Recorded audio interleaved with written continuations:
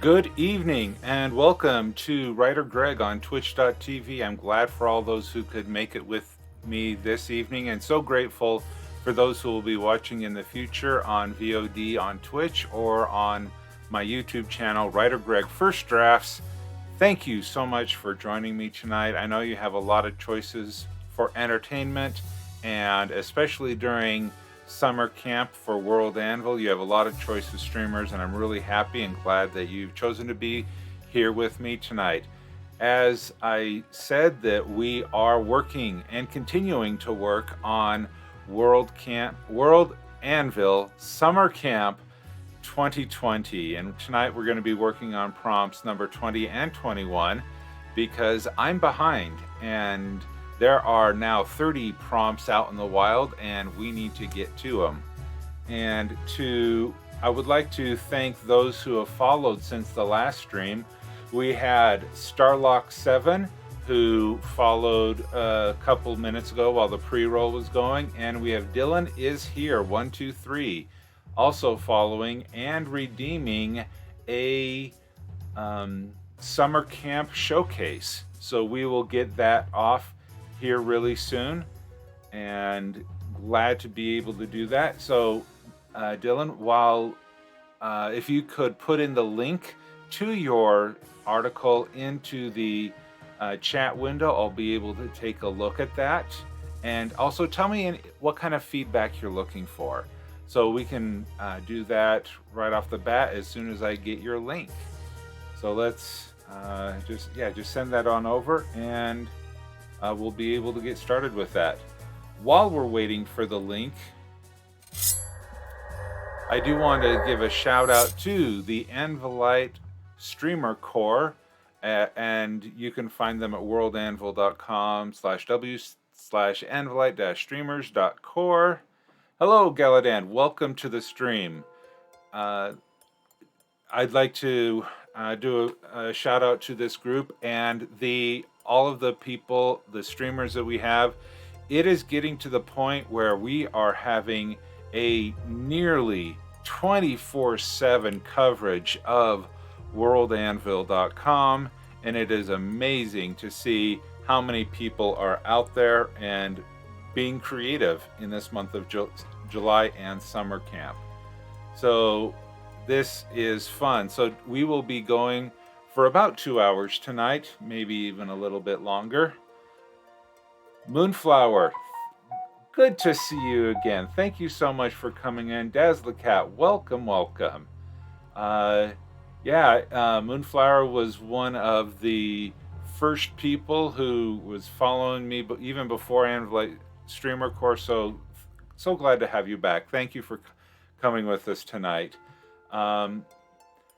So with that, just want to give a shout out. If you haven't had the opportunity to follow me or any of the members of the Anvilite Streamer Corps, feel free to click on this calendar that is, let me post a link there. Okay, I've posted a link in the chat for those who are interested. Please visit there. Most everyone places a link to their own Twitch channel in their description, and you will be able to come in here, pick your time zone. I keep 6 or 7 depending on daylight savings, and then you would be able to see this. Yep, I guessed right. Then you would be able to see this in your own time zone and be able to pick. And it looks like I'm one of the last people in the day, with the exception of WD Michael, but that's a lot because I'm pretty far into the west. All right, so we'll definitely get into that. So still waiting for Dylan is here to provide a link to their summer camp article to be able to get that started. But if they don't have an article, we can work on either a prompt or we can work on someone else's article. Whoever would like to redeem some channel points to be able to do that. I do have some. Didn't realize that what it was. I'll be honest, that put me on the spot. Oh, I'm sorry, Dylan. I don't want anyone to feel uncomfortable. If you don't want to share an article at this time, that's no worries. We can do anything you'd like. Aaron Ree, welcome. And all right, Des, look at. Okay, yeah, this is some good stuff. And okay, I do have my chat is here as well. Well, thank you for redeeming the points. And if there's anybody else, Dazzlecat? Oh no, not uncomfortable at all, just nothing ready to show. So much, thanks so much though.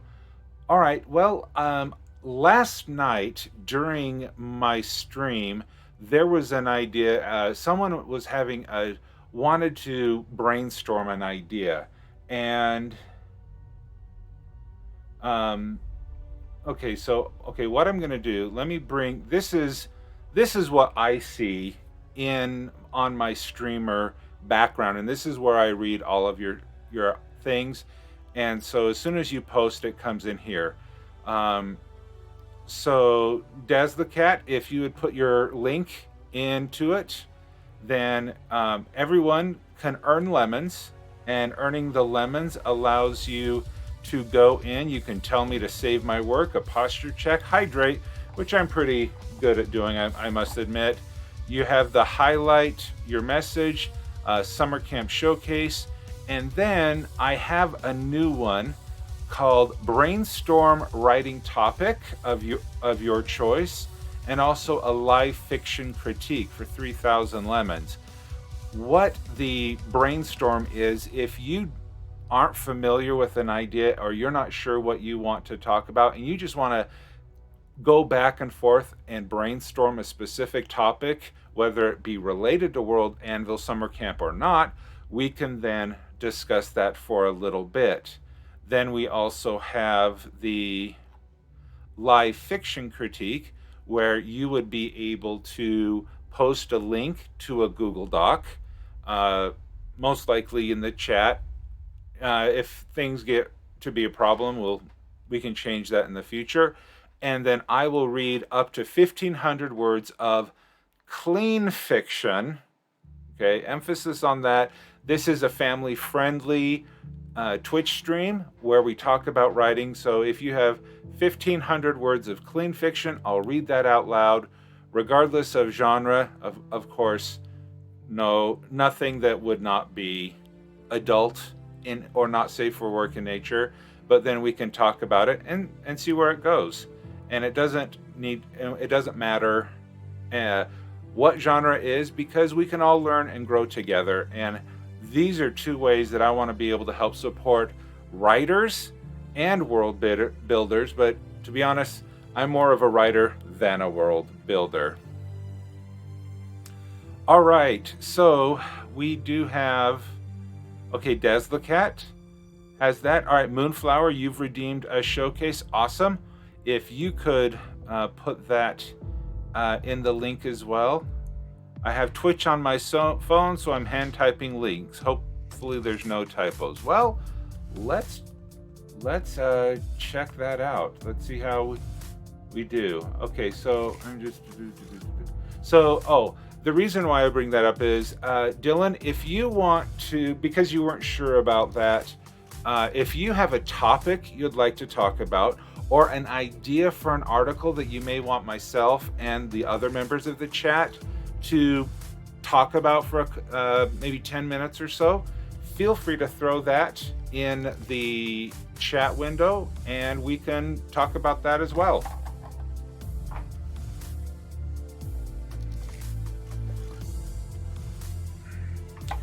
Okay, Moonflower trying to get the link to work. Okay, let's start off with Daz the Cat.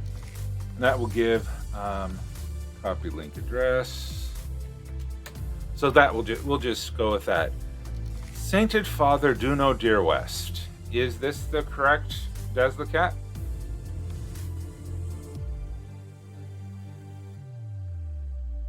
Hopefully no typos. Yes. Okay. So what I am going to do is I prefer not to have music going on when I'm reading, even which is weird. I don't know why. I just found it challenging for me to do that. Okay.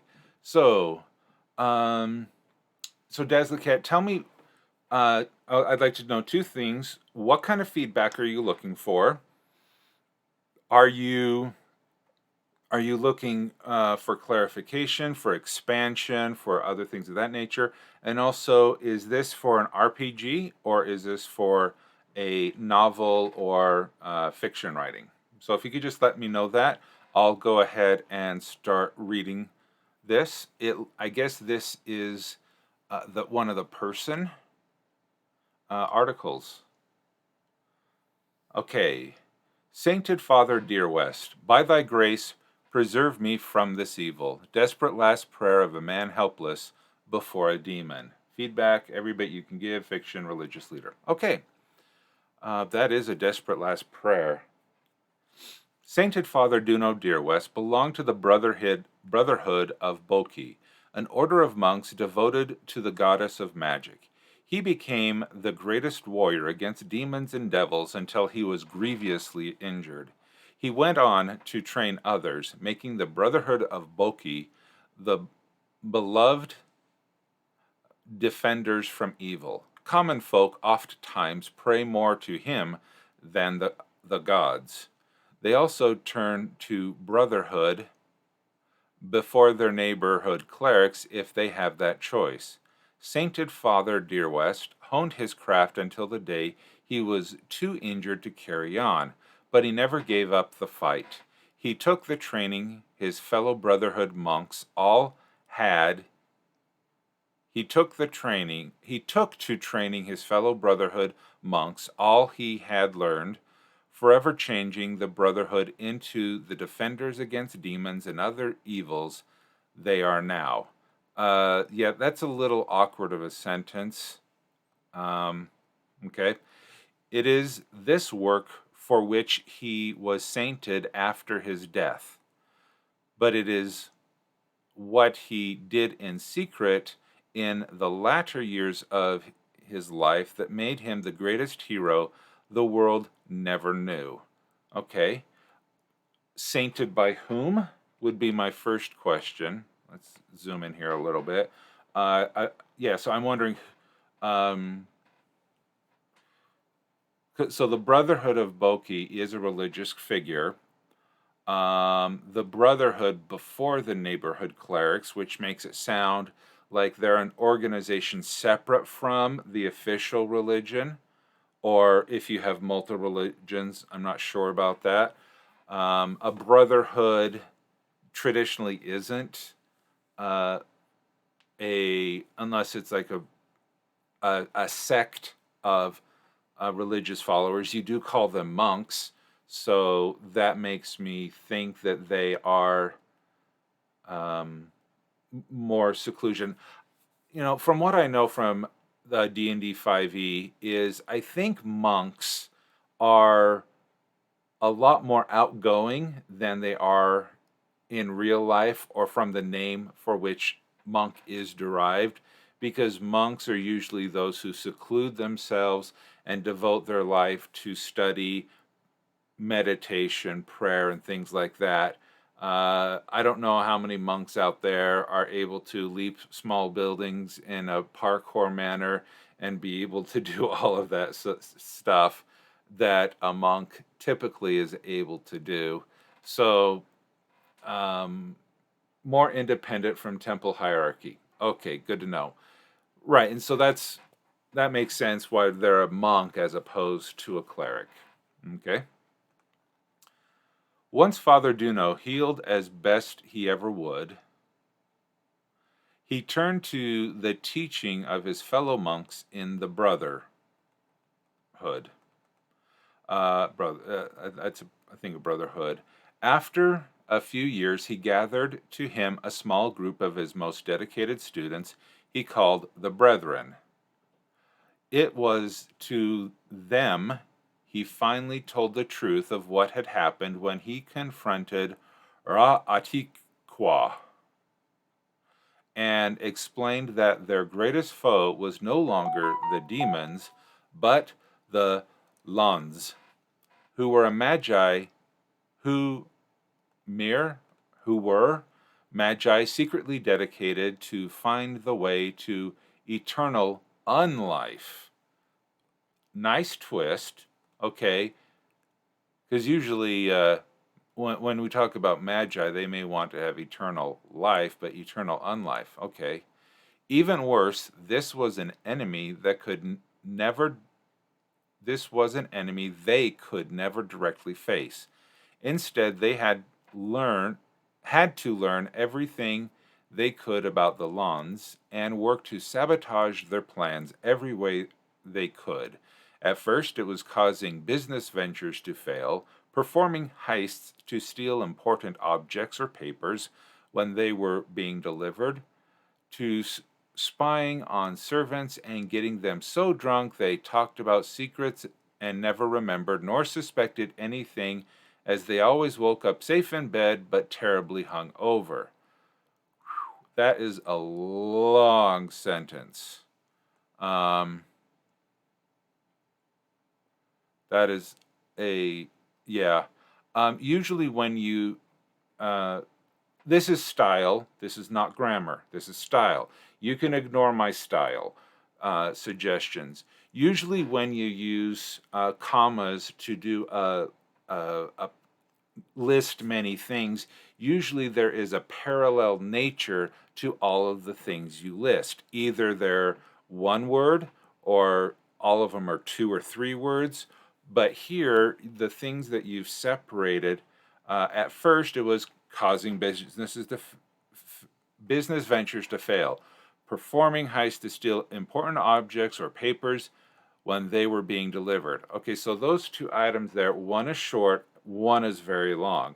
And then to spy on servants, to getting them so drunk that they talk about their secrets and never remembered nor suspected anything, as they always woke up safe in bed but terribly hungover. There wasn't a comma in there. And so you have a short one, a long one, and boom, really long one.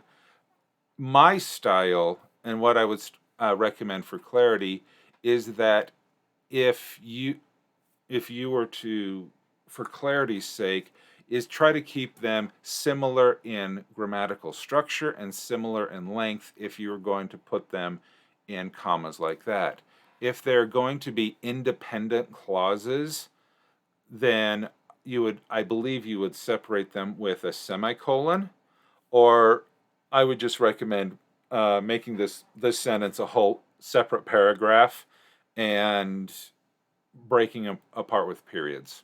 But that's not a grammatical thing, that's a style thing. Need to learn how not to build mega sentences. You know what? That is true for all of us, because when we get into writing, we forget about breathing. And when we forget about breathing, we forget that people can mentally read about as much as they can breathe. And so personally, I like shorter sentences, but that's my style of writing. I don't want you to write like me, but as far as clarity's sake, people usually think that a sentence is one complete thought. You have many complete thoughts in here with many subordinate clauses and stuff like that, which could make it challenging to read, and we don't want people to have to read something over and over again to do that.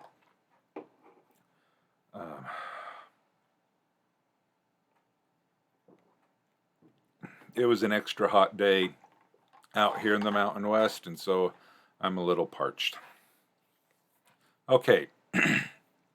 They watched the Lons grow in prestige, allowing others who had no knowledge of their secret devotion to unlife to join their order.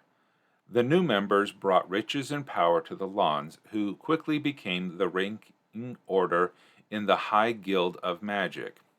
Okay. It was during this rise that the brethren learned to great plan. Okay, you split the infinitive there. learned to the great plan learned of the great plan the Lons were trying to carry out. Uh, I'm sorry, Daz the cat. I don't want you to make you self-conscious about your grammar, or it's a first draft. I need to focus more on the ideas.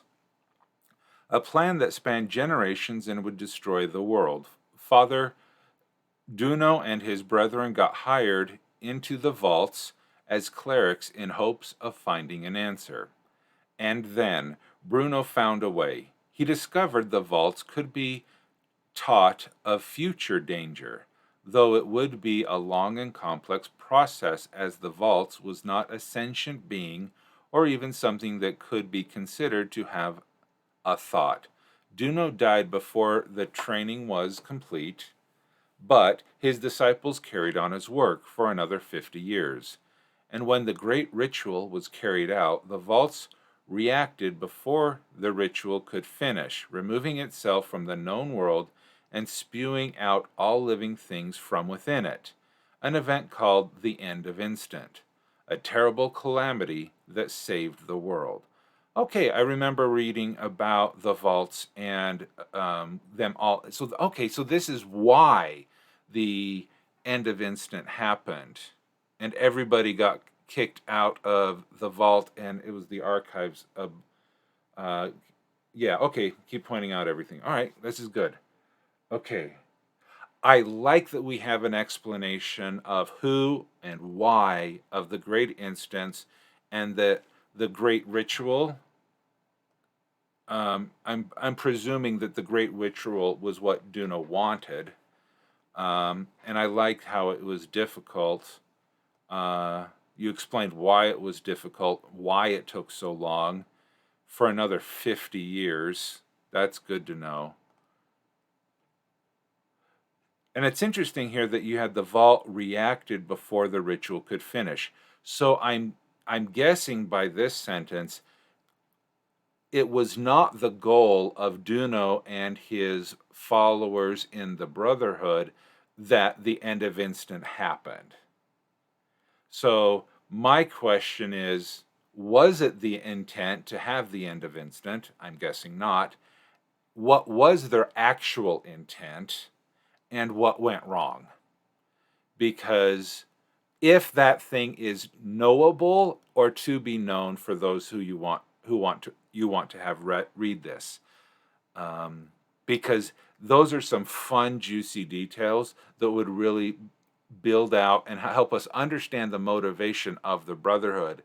And usually when things go wrong is when it's fun. Not for the characters, but fun for the readers. So I would love to know if this was intentional, and if not, what were they trying to do? That would be my question. Okay. Early history. Duno Deerwest was born in the tenements of Bluedell, a small trade city on it's probably a small trade city, on the bend of the Dark Water River, to a washerwoman mother and a porter father. At the age of 10, when all children finished their primary teaching at their local chapel, and the clerics declared their chosen path, young Duno was honored with a letter of acceptance to the Apple Camp Monastery, given to only one tenement child each year. The great ritual was the Lon's evil plan, and the End of the Instant was the vault's defensive reaction. Oh, okay, so it was the Lons who did the great ritual, and Duno and the Brotherhood were successful in putting in like a virus or a computer bug or a subroutine that prevented the great ritual from actually carrying out to its end purpose. Is that a fair thing? because I thought the great ritual was done by the Brotherhood and Duno. But if the great, that's even better, because when the great ritual was started by the Lawns, if I'm understanding your comment correctly, if the great ritual was started by the Lawns and something wrong happened during the Lawns ritual because of the Brotherhood and all the work they had been doing for 50 plus years beforehand. That's kind of cool. All right. And it's interesting here. The clerics declare the chosen path of the youth. So it sounds like that children don't get to choose their career. Yes, sort of. Okay, well, that would be something that could be expounded upon after summer camp, because you have more than enough for the prompt, and it's really good. But that would be something for me. I would love to read a 5,000 word short story on how everything just went wrong, and you have the guy or girl who is doing the great ritual and how everything is just going bad. To me, that would be a fun short story, especially if you're telling it from the point of view of a double agent or something like that. But then again, that's how I think is, how would this make a fun short story? Because not every conflict deserves a full novel, but it would sure be a fun short story. Okay, so back to the early history. Okay, as monasteries and temples went, Applecamp was very small and insignificant, but to the tenements of Bluedell, it was the pinnacle of achievement for a family to send them their child. At the age of 12, he spent his night of choosing in the room of Epiphany. He chose to dedicate his studies to Boki, the goddess of magic, a choice that made him a novitiate of the Brotherhood. I'm butchering that word. Whose members were not all male despite their name.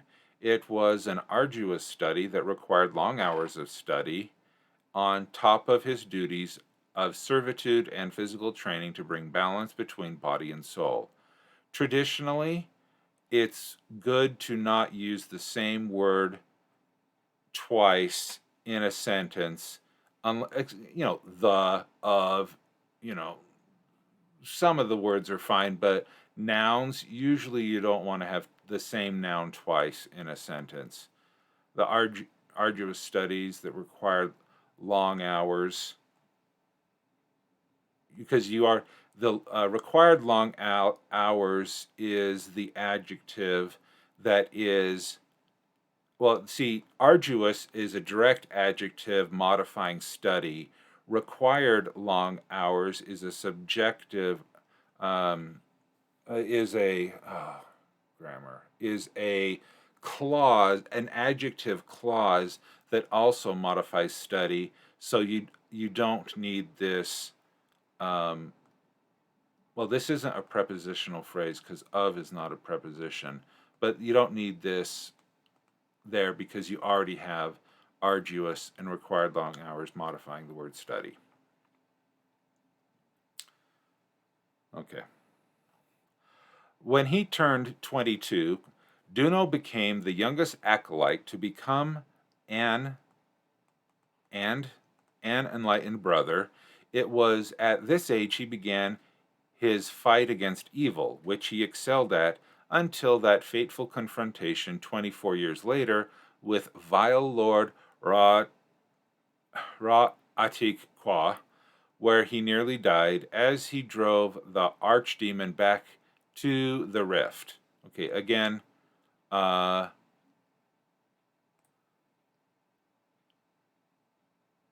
like I would say, it was at this age he fought against evil, period. He excelled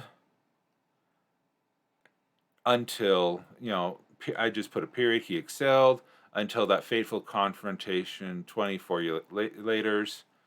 And then, yeah, you could put that period, then take out where he nearly died. And because you have three main ideas that are being shoved into that, you have a sentence should be an idea. The first idea is when he began his fight, how well he began to fight, with whom he fought and when, and fourth, that he died trying to banish the archdemon. So when you think of a sentence, you're trying to communicate four separate ideas there in one sentence, and that makes it really long. So I am of the opinion, and my style, again, your mileage may vary, is to put one idea per sentence.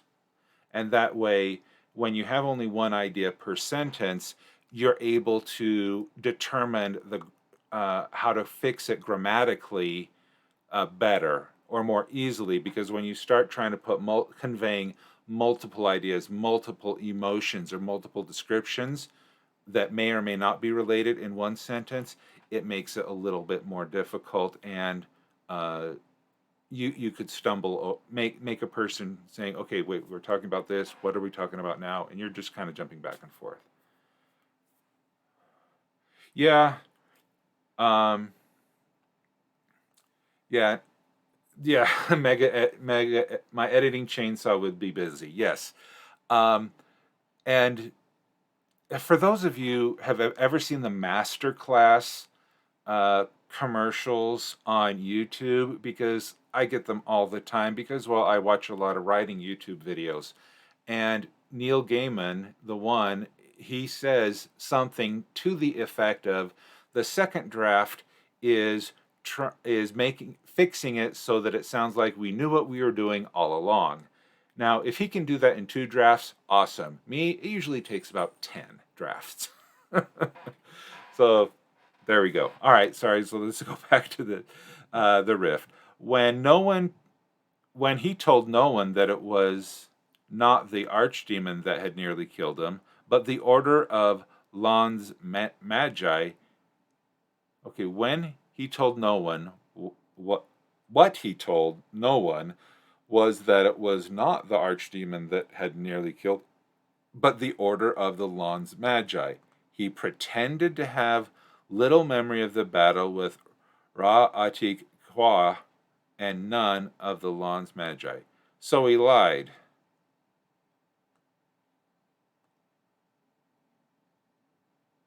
Why? Yes, he lied. Okay. I would want to know why. Because to shift blame, to get people to think that the Lan's Magi.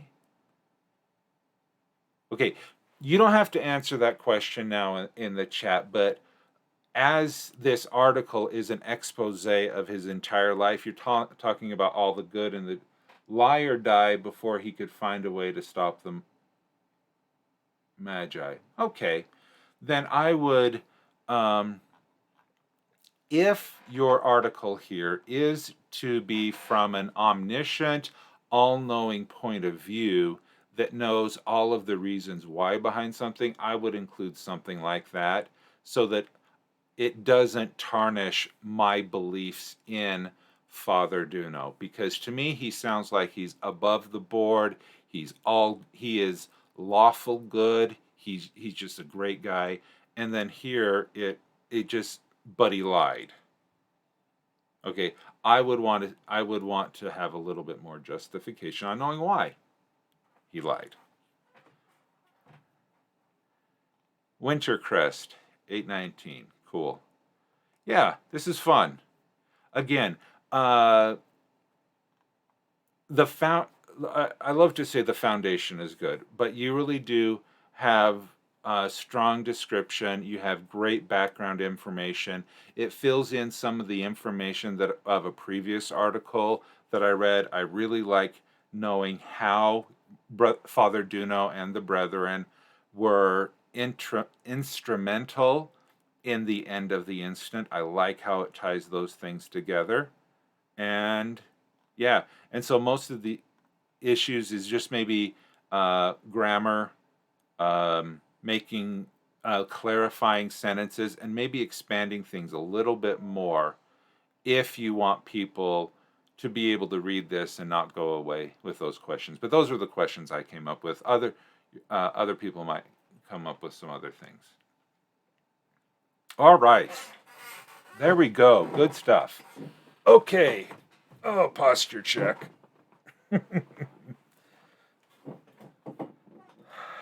All right. So, excellent. Now, we do have Moonflower, your article. If you're ready, we can do that now, or we can go and do a 15-minute sprint, because I do have at least 2 sprints that I want to do tonight for my own articles, 20 and 21. So we can do a sprint where we all work on either editing or new prompts, and then we can do another critique afterwards. So if that's what we want to do.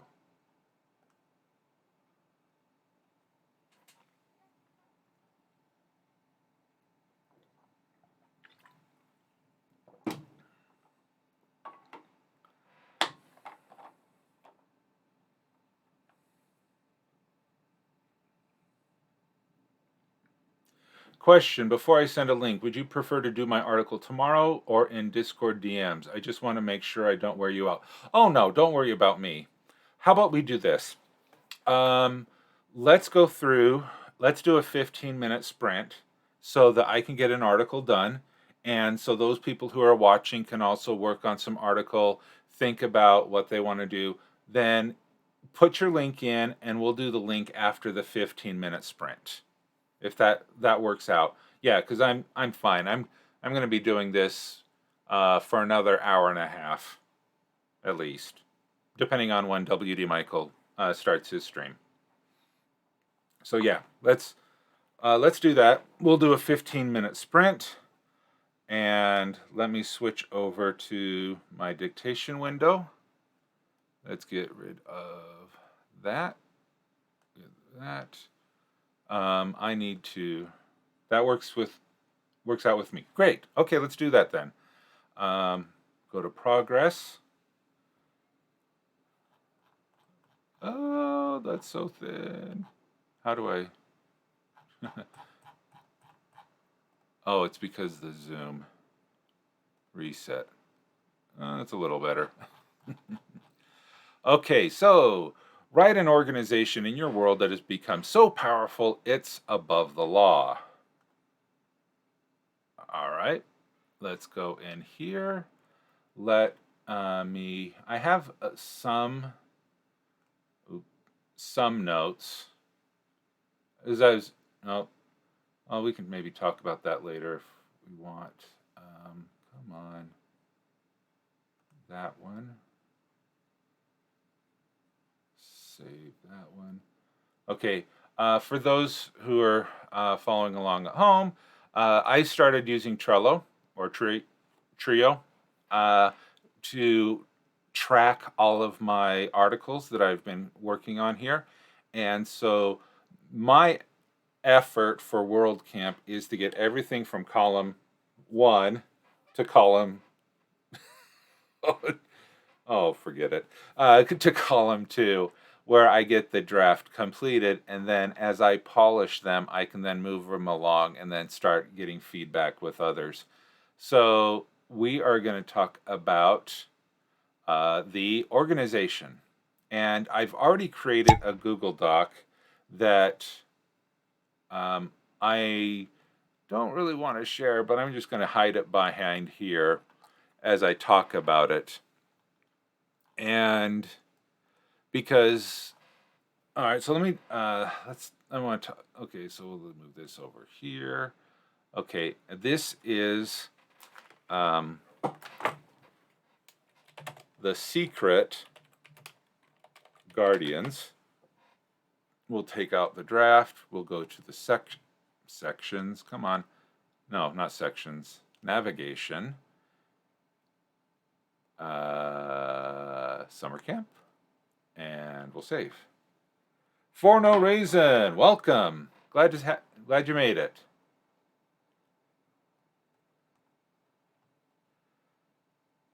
Okay, so the secret, a little bit about the secret organization before we start jumping into it. For those who may not know, what I've done with Sagadorm is I have split it into multiple genres. And those genres are basically, what do I feel like writing? If I want to write a fantasy, I put it during the time of the Fairy Council. If I want to write a quasi-magical steampunk, I have an area of time for that. But if I want to write urban fantasy, I have a far-flung modern, meaning the 1980s level technology, that I have in this world as well. This book that I wanted to write started out as a fan fiction for a cartoon that I really liked, but I'm not. We'll see if I ever tell anyone what this fan fiction is, because it was a really good cartoon. I really liked it. It was inspiring, because I said, man, I hate it how they did that. How would I fix it? I know, I'll write a book. So instead of having a separate world, what I did is I just merged it into Sagadorm 2,000 years into the future. And that's what I did there. And so we have the Secret Guardians. And the fun thing about that has really helped me with the world prompts is I'm finding that the transitioning my world from fantasy to another genre, and to then to a third genre, and maybe even a fourth, depending, has really helped me churn out ideas for World Camp. So anyway, there we go. So we're gonna be talking about the secret organization called the Secret Guardians, because they believe they are above the law. All right, let's go in here. Let's see, generic. Okay, what are they? What kind of organization?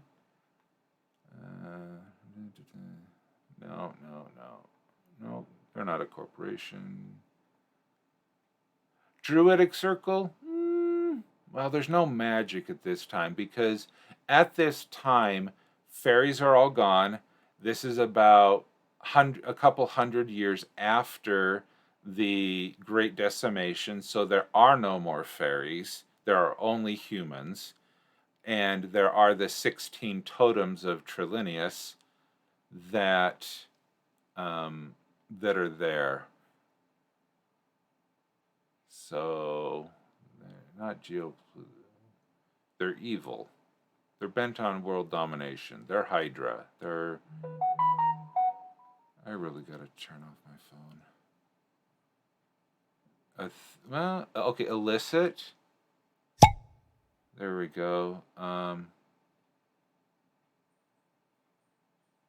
Illicit. Maybe a syndicate. Not military. Political? Nah. Religious? Definitely not. Secret?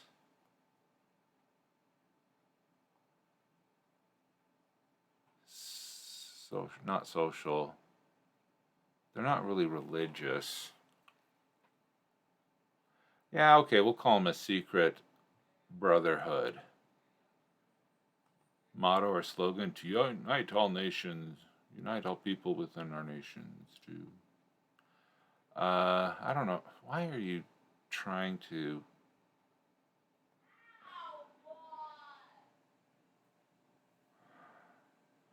No flag or crest. alternate names. I don't know.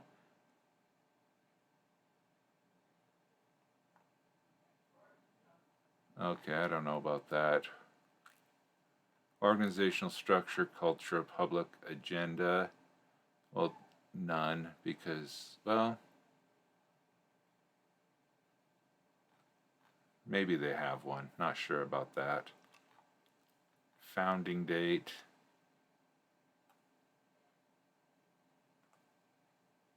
Why are they trying to... I don't live there.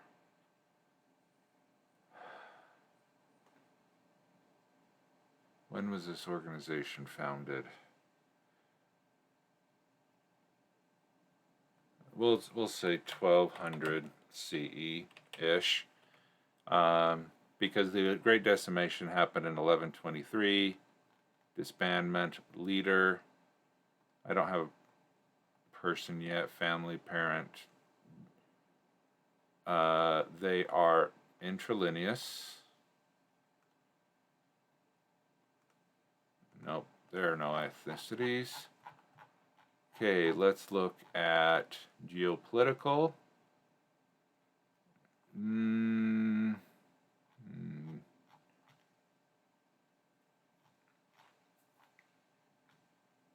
Yeah, this really doesn't apply. This is, man, this sure is good stuff though for different stuff. Deities, mythology, or origins. Okay, I can do origins. Ethics, no, they're illegal. Maybe they have a form of their own ethics. Yeah. Military. Oh no. Formation. Training level. Yeah, we'll go trained. Okay.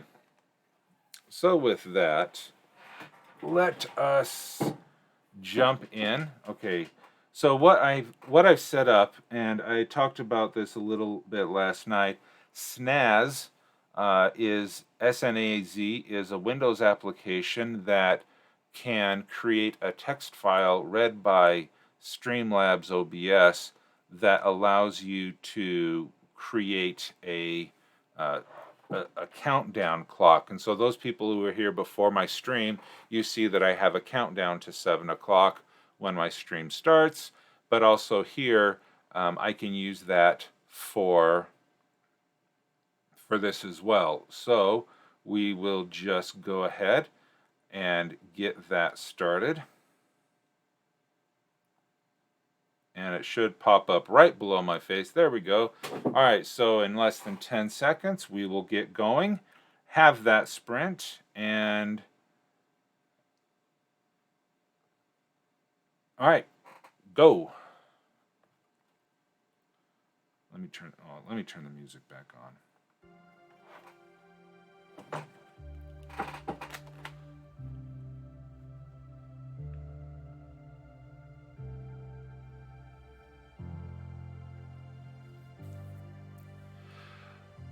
The Secret Gardens is a group of humans that are seeking to recover the 16 totems of Trilinius. Period. They have formed their organization within the capital and the remains of the Fairy Council. Period. They first began 100 or so years after the Great Decimation, when the rumors of the totems began to spread throughout the world. Period.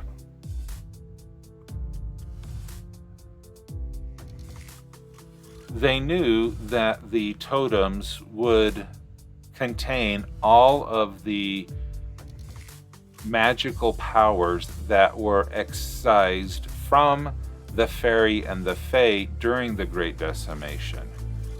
Period. It was their belief that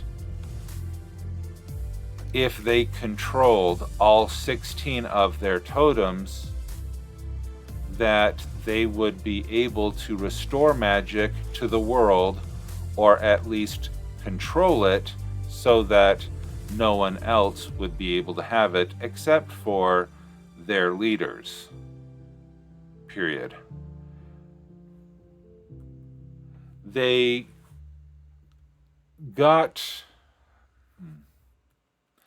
were able to recruit people with the promises of making them fairies or users of magic. Period. This was a great draw to those people who remember their grandparents or great-grandparents tell stories of the wonders that fairies could do. Period.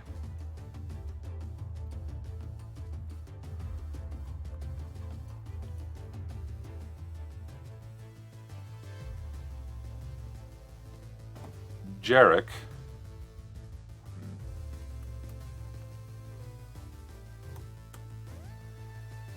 is a member of the Secret Guardians who controls one of the totems and is using it to build power within the organization, but for his own purposes. His goal is to take over the Secret Guardians and be able to control the totems. Period. He does not want to restore magic for the greater world, he wants to make sure that only those loyal to him have access to the totems and their powers. Period. The Secret Guardians as an organization lasts for hundreds and hundreds of years. Period. It is a clandestine or illicit organization that is striving to sow chaos throughout the world so that they can consolidate power unto themselves. Period.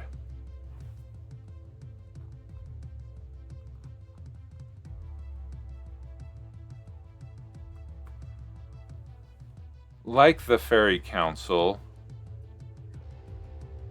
the Secret Guardians have a council of leaders that drive the organization. Period. They believe that they are the true successors of the totems, the Fairy Council,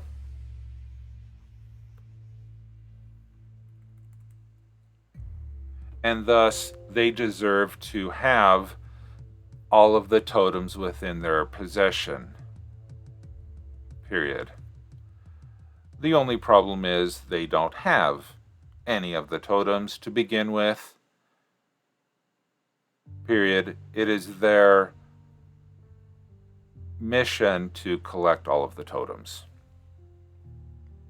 Period. The main antagonists of the Secret Guardians are the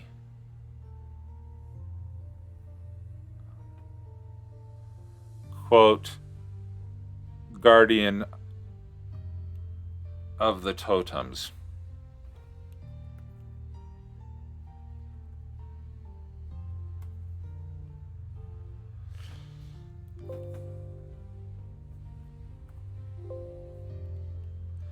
the guardians of the totems were the assistants to the members of the fairy council whose consciousness now are imbued within each of the individual totems. Period. The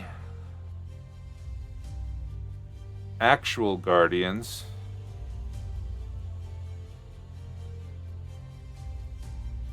are descendants or recruits who actually have the totems and thus are striving to keep the totems separated and out of the hands of the secret guardians. Period. It is terrible to have a secret organization and a good organization to have names that are so similar to each other, because that would cause confusion to anyone who reads and not understand the difference between the secret guardians and the guardians of the totems. Period. This needs to be fixed. Period.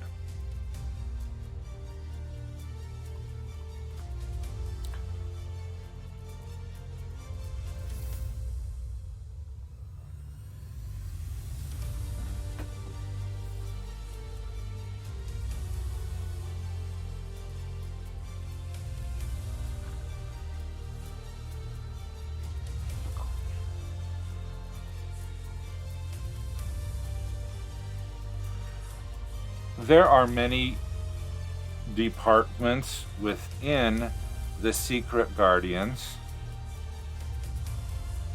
Period. They function as a shadow government to whichever country they have infested. Period. They have many business fronts that launders their money and gives those who are members of the secret guardians access to the different guilds, trade organizations, or attempts to influence the local governments. Period.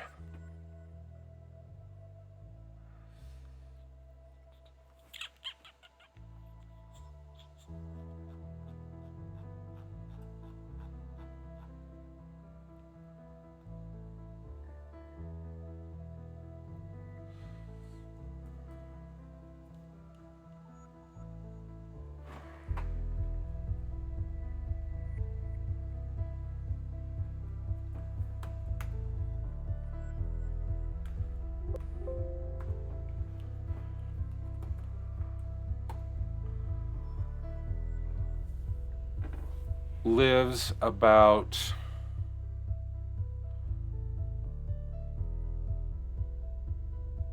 1,800 years after the Great Decimation. Period. He begins as a mid-level member of the Secret Guardians. Period. He is a logistics expert and feels that after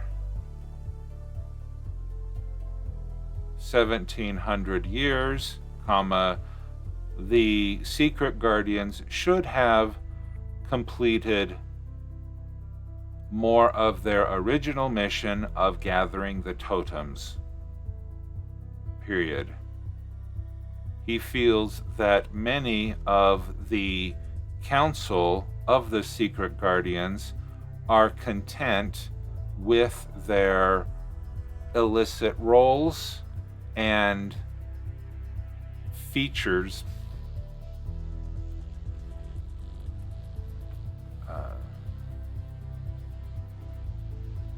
adventures. No.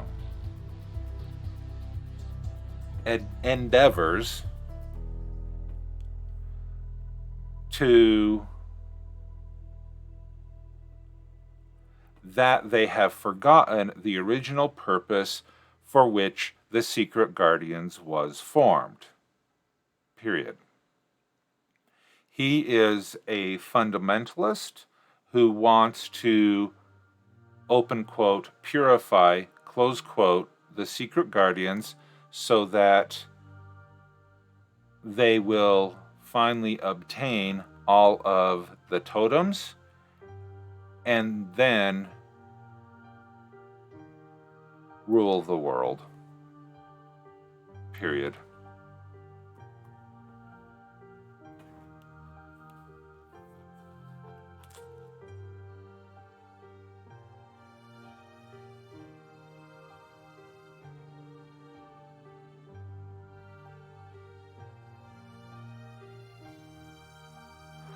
While not a imposing figure, comma, is quite skilled in communication and flattery. Period. He is able to bring others to his side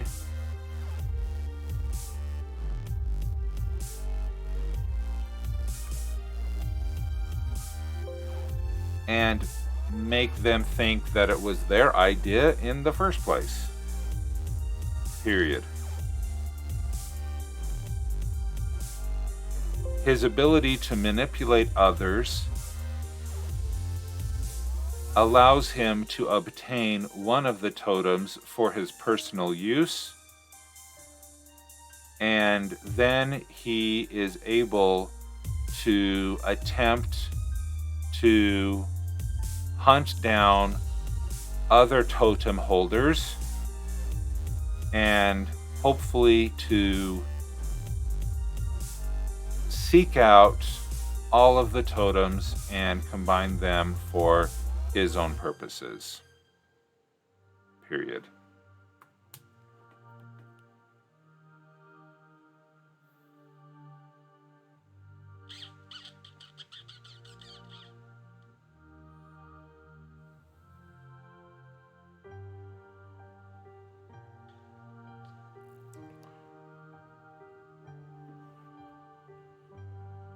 Seconds left. What can I say? What can I say?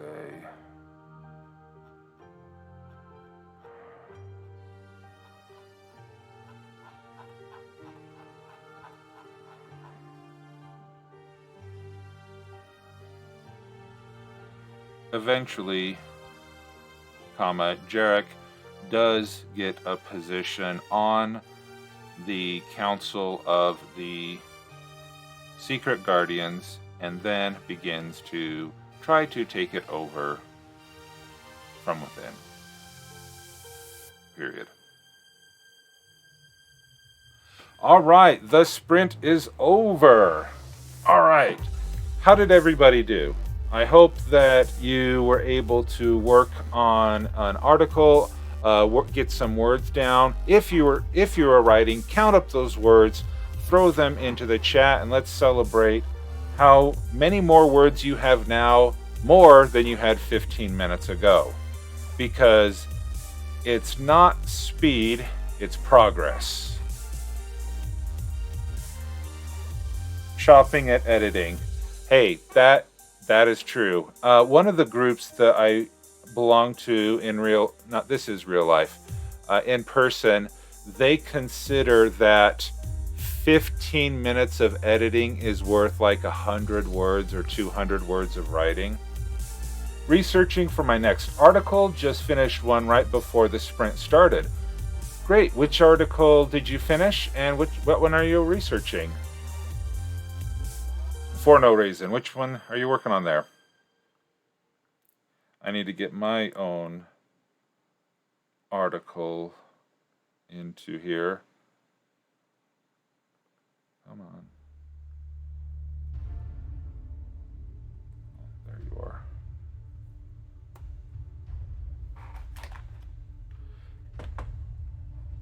850 words for my 30th and most difficult so far. Finished the unassuming person, researching the bred species. Excellent. Galadan, excellent. For no reason.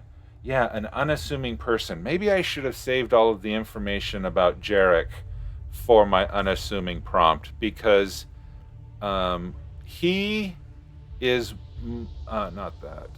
There we go.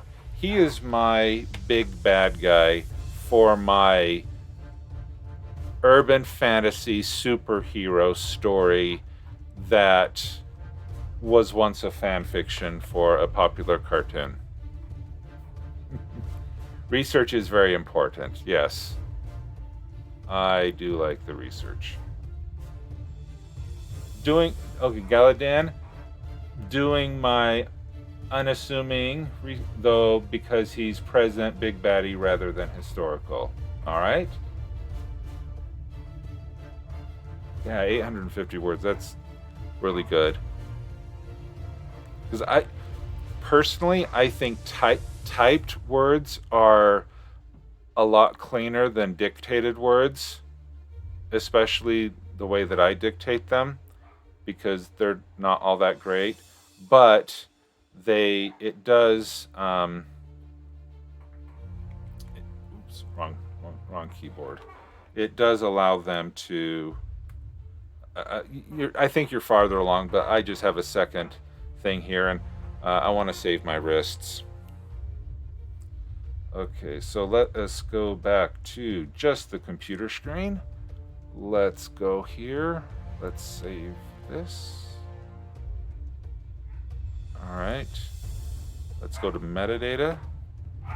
Awesome. Galadan, you got like 115 more words than I did, and I dictated them. That is awesome. Let's go to NaNoWrimo. Add my words. If anyone wants to follow me on NaNoWrimo, I am WriterGreg at NaNoWrimo, and you can become my buddy over there. And let's go to the community challenges. Okay, so this is the become so powerful it's above the law prompt. This article has already been submitted. What? Okay, hold on a second.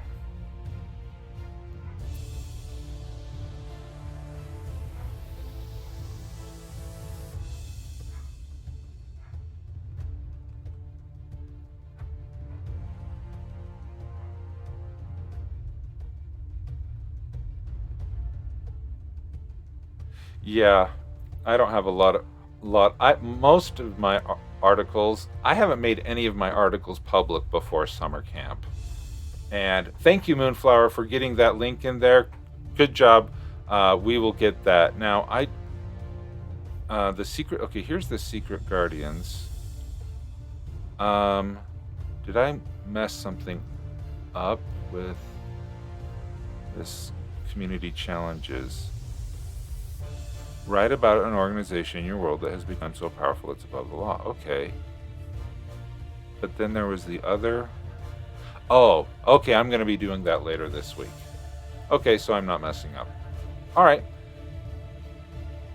Close that. I really want to. This is the codex. This is a link that I saved from during the stream earlier today with the official WorldAnvil stream, and I just saved it here so I could read it. All right, so with that, we are going to Moonflower Writer, and we are going to copy that address, and we are going to critique that. So, so with this link, I've only done the food aspects. I was wondering if you had any ideas to improve this article. This is for a book, The Birthday Prompt. Okay.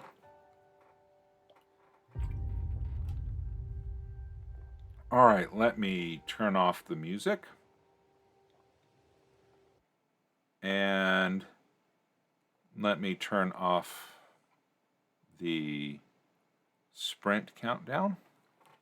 All right, let's Birthdays in Helemia. Okay.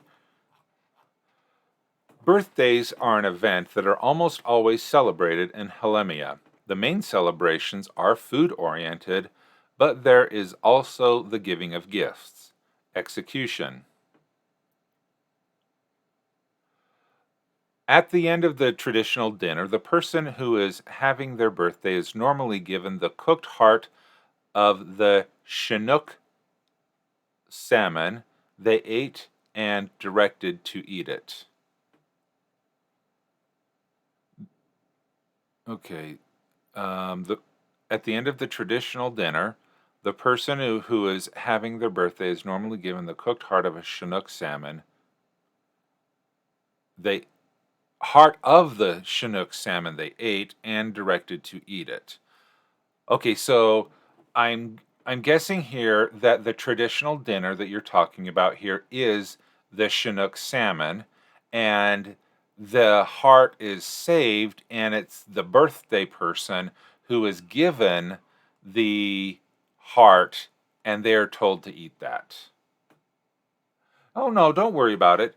Um, some sometimes when reading this, if I stumble over my words, it helps me focus on the content more, so that I could be able to provide more content. But don't worry about it.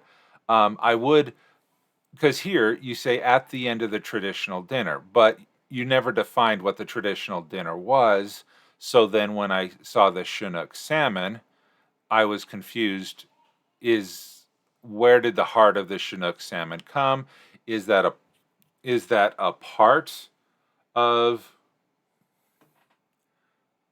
that? Does that there is no such thing as weird? There are no. Hey, come on. Normal is only a setting on the dryer. Nobody's normal. Okay. All right, no. So I would just like to know, talking about expanding this thing out, tell me what the traditional dinner is. The Chinook salmon, is that their equivalent of the birthday cake? Is that the main entree? Okay, after eating, this occurs before the dessert, but after the people at the dinner present at the dinner have finished their meals. Okay, after eating the heart, the dessert, Besilarum, is traditional eating. Good. Okay. So you do have a traditional dessert, Besilarum. The order of the paragraphs was supposed to be different. The components and tools has more. Okay.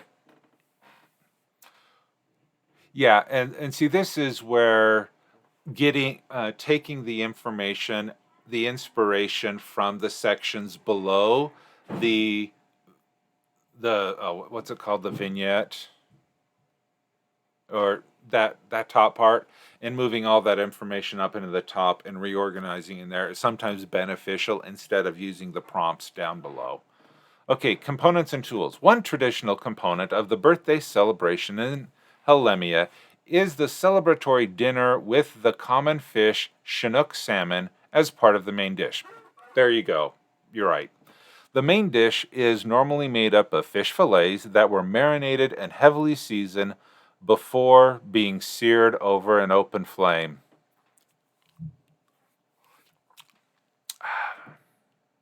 I had green beans for dinner. The heart of the fish, making up the main course, is saved and cooked with a large amount of butter. The heart is then presented to the bone, who is having their birthday, to eat at the end of the main course. Okay. The traditional desserts of the birthday is a treat made of custard and native honeyberries that thrive in the high altitude cold of Helemia. The dessert is known as Besilarum. Okay, honeyberries. That sounds delightful. A custard. Okay. So custard tells me that, one, they have cows that can be milked. They have chickens. I really need to remember to turn this thing off.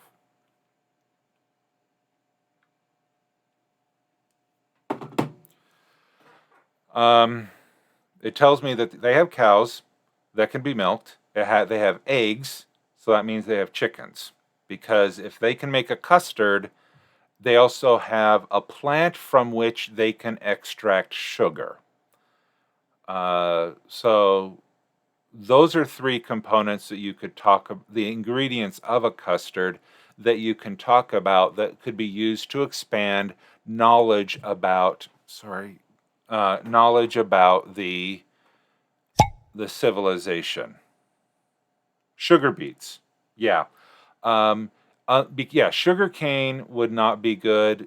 Sugar beets is very good in high altitudes. Here in the Rocky Mountains, there are a lot of sugar beets. Carrots have a lot of sugar in it. It's just so difficult to get the sugar out of a carrot as compared to a sugar beet. Yep, okay. Hey, Dazzlecat, good job. You nailed it on the head. That probably doesn't need to be put in this article. I'm just spewing out of the mouth what we're talking about here. Because our choice of words have power and have meaning and implications more than we think. So just the simple fact that this is a custard tells me X, Y, and Z about the people of Halemia.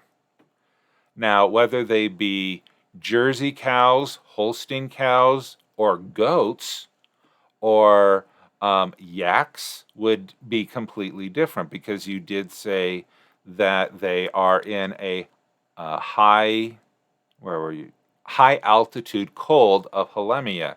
So we're probably talking a yak's milk as opposed to your traditional dairy cow. Okay, the heart is presented to the who's having the birthday.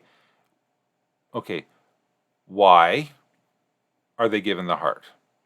Let's see. Let me read the participants and finish off here.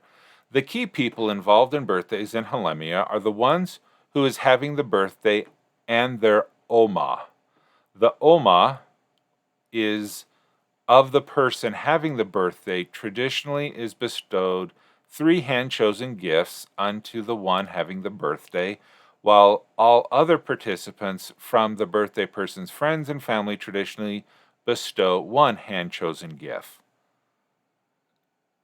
Oma, is that like grandma or mother or chief?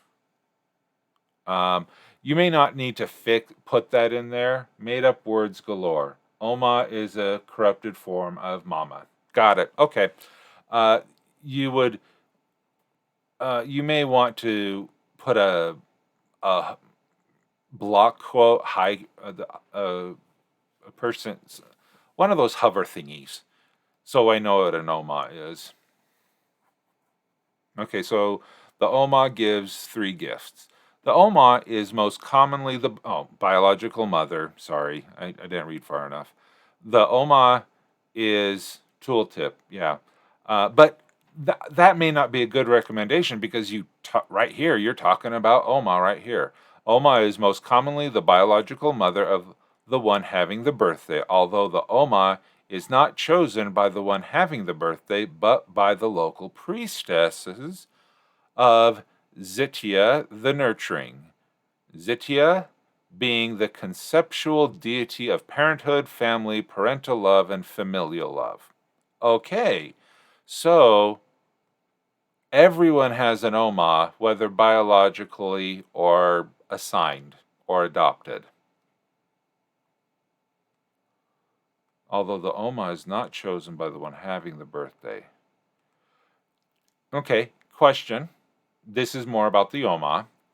Has there or is there a situation where the biological mother is alive and well, but is not the Oma? In the case that the biological mother being unable to attend. Sure, okay, so this birthday, is this for all people? Because I know my birthdays when I was a kid are certainly different than the birthdays I try to ignore today. So is this only for children? So if you have a person who is of adult age, has left the community and is somewhere else where their Oma could not attend, do they still have this tradition of having a birthday with the Chinook and all the gifts and stuff like that? And then in the community where this person then lives, they have a new Oma assigned to them for the purposes of this birthday. That would be an expansion I would think about. Okay, birthdays are traditionally observed yearly on the day an angel was born. Birthdays are normally only delayed when the one having the birthday is ill. Depends on the person. This is optional after age 17, and the Oma can be assigned year by year. Okay. I have questions about the observances. So birthdays are not on the day they are born. They are traditionally observed yearly on the day an angel was born. Okay. So is this kind of like Catholic saints, where you have the saints' days, like St. Patrick? I'm sorry, I'm not Catholic. Also, angel equal person. Okay. But so a person could be born in the winter season, but then celebrate their birthday in springtime because an angel was born in the springtime? The race of people here are called angels. Okay. Okay.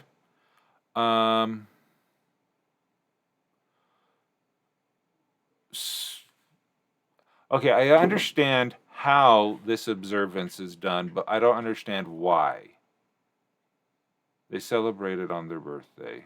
I just worded that. Okay, so they do celebrate it on their birthday. So not an angel was born, it was the angel, the person. Okay.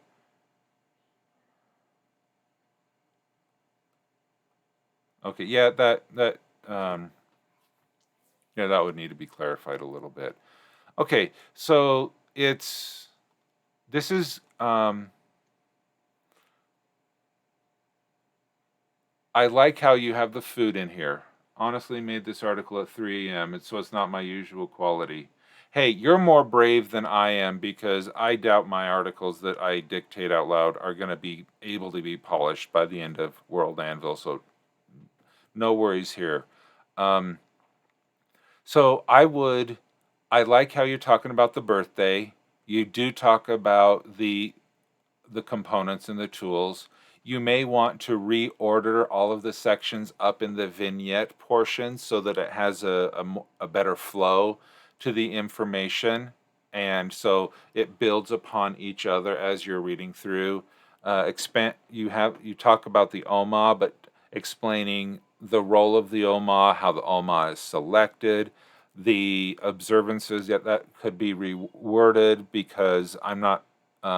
The word angel has a very specific connotation. Oh, yeah, glad to help. It took me a while to figure out the trick about putting everything in the vignette. It really simplifies things. And I believe, I could be wrong because I'm not a heavy CSS user yet, but I believe that there are many who just put it all in the vignette and do all of their magic in there. Yeah, so it is short, and there's a lot of stuff that could be added to it to help clarify the definitions, especially the made-up words. You could have over here in the sidebar, the sidebar would probably be a better location for selecting of OMAs. And I talk too much with my hands. The selecting of OMAs could be in the sidebar. The traditional meal in a sidebar, so that you're not messing up the narrative flow. Even nonfiction articles can have a narrative flow. As you're building information, you could put those over in the sidebar instead, so that you can know, so people say, oh, there's the OMA, oh, there's the traditional meal. Now, one thing that I haven't seen is why the heart? Why is you said how the heart is prepared, but you didn't tell us why. That I don't believe, I could have missed it. But what is the significance of eating the heart of a Chinook salmon to the bird? Does it mean long life? Does it mean health? Does it mean vitality? Does it have a religious significance with Zitya the nurturing? Why the heart?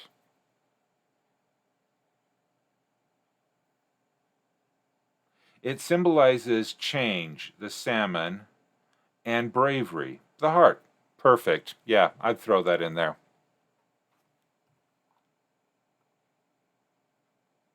Good job. Good job. Yeah. So, let's get this music going again.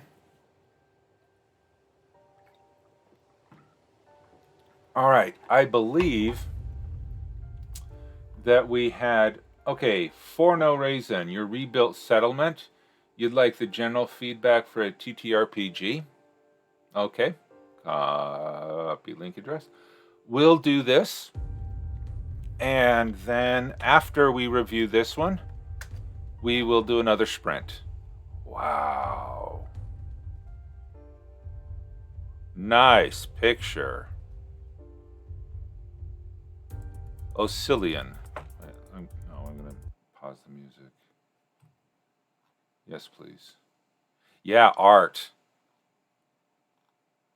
Ooh, maps. Oh, it's in a WorldAnvil embedded map. Ooh, nice. With layers and pins. Nice. I hope I'm not moving it away from where it's supposed to be. Art Station. Oh, is that the website? Do you have cover image capital by Wang Yin? I'm just going to look at that real quick. Wow.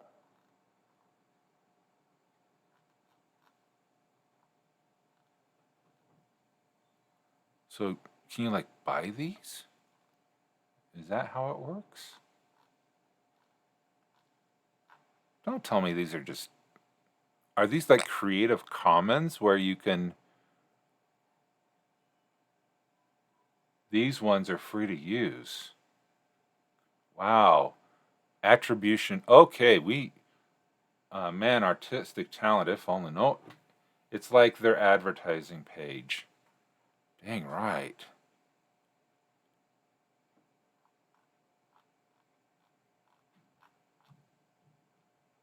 Yeah, this one focuses on that. The angelic spire. Oh, that's more... Oh, that one, it definitely has a different vibe to it. Okay, we're just going to leave this link there, and I'll just go play with that on my own time. Yeah.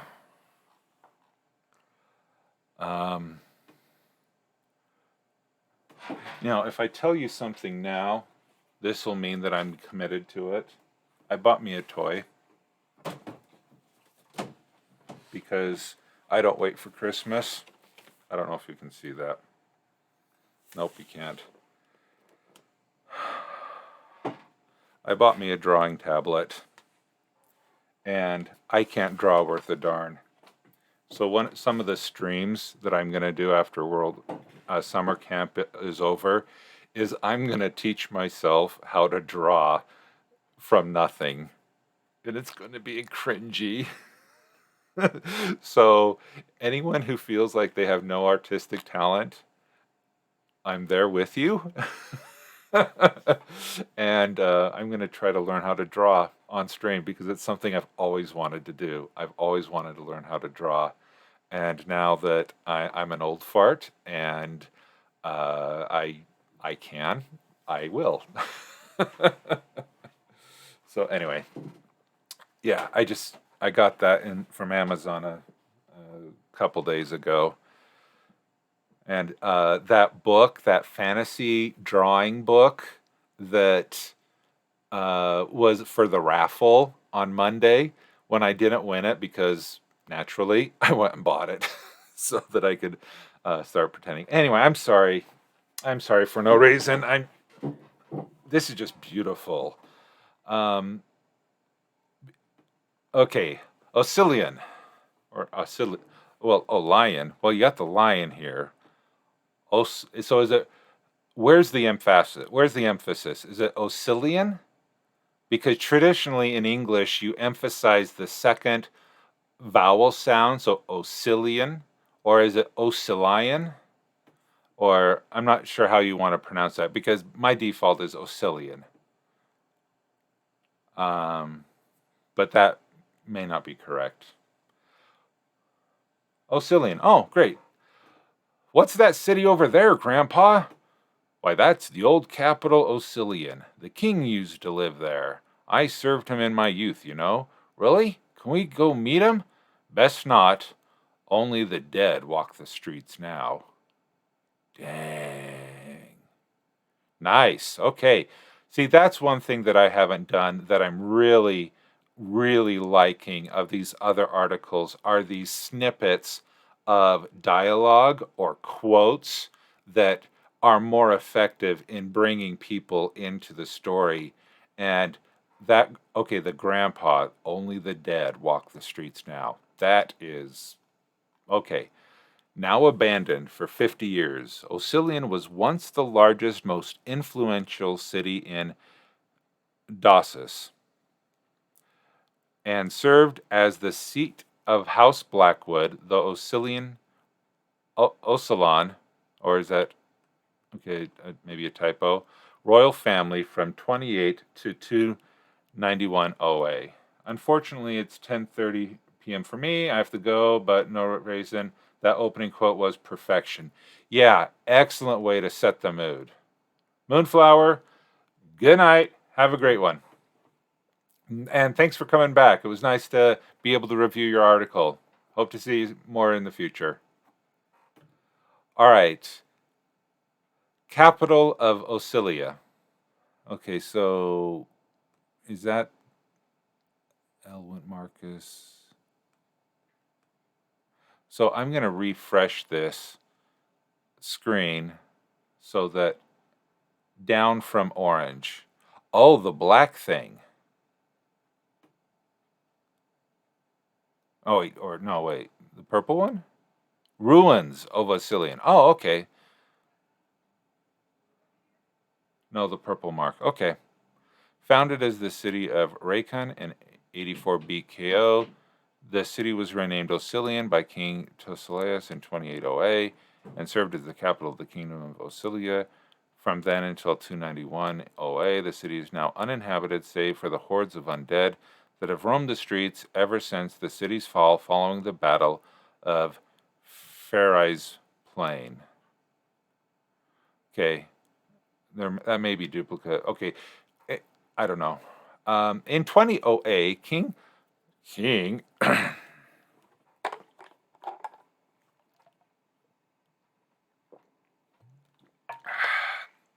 I have more children than not who have gone through puberty, but yet my voice is the one that still cracks. One bottle down, another one to go. Okay.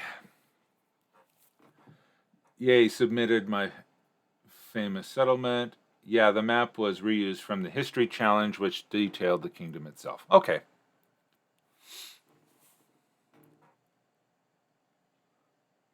Oh, your famous settlement. Good job. In 20 OA, it's the elder puberty. Do men go through menopause? Family friendly. Family friendly, sorry. In 20 OA, King Tosalius I laid siege to the city of Rekhan, which at the time was the best defended settlement in central Dacis. By 22 OA, it and the surrounding lands surrendered to the kingdom of Osilia and were annexed. As Toselius continued his conquest throughout the Four Rivers Valley, it became increasingly clear to him that his capital of Lion's Pride was no longer well positioned. In 28 OA, Toselius moved the throne to Rakan, renaming it Osilian in the process. Okay. For 263 years, Osilian would hold this title until the disaster at the Battle of Pharais Plains threatened to topple the kingdom. King Marcus III and his heir were killed in battle, and the royal army was destroyed by traitorous or overzealous battle mages. Interesting distinction that you have there. When you say the fair rise, oh, okay. Okay. While invading Margothi forces were also destroyed, both armies had been raised as mindless undead and were marching on the capital. In response, the royal family and the rest of the inhabitants fled. To the relief of all, the dead stopped when they reached the city.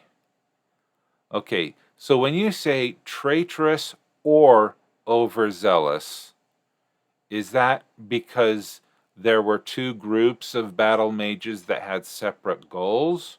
Or was that, I'm going for uncertainty with the motivation of the mages? Okay.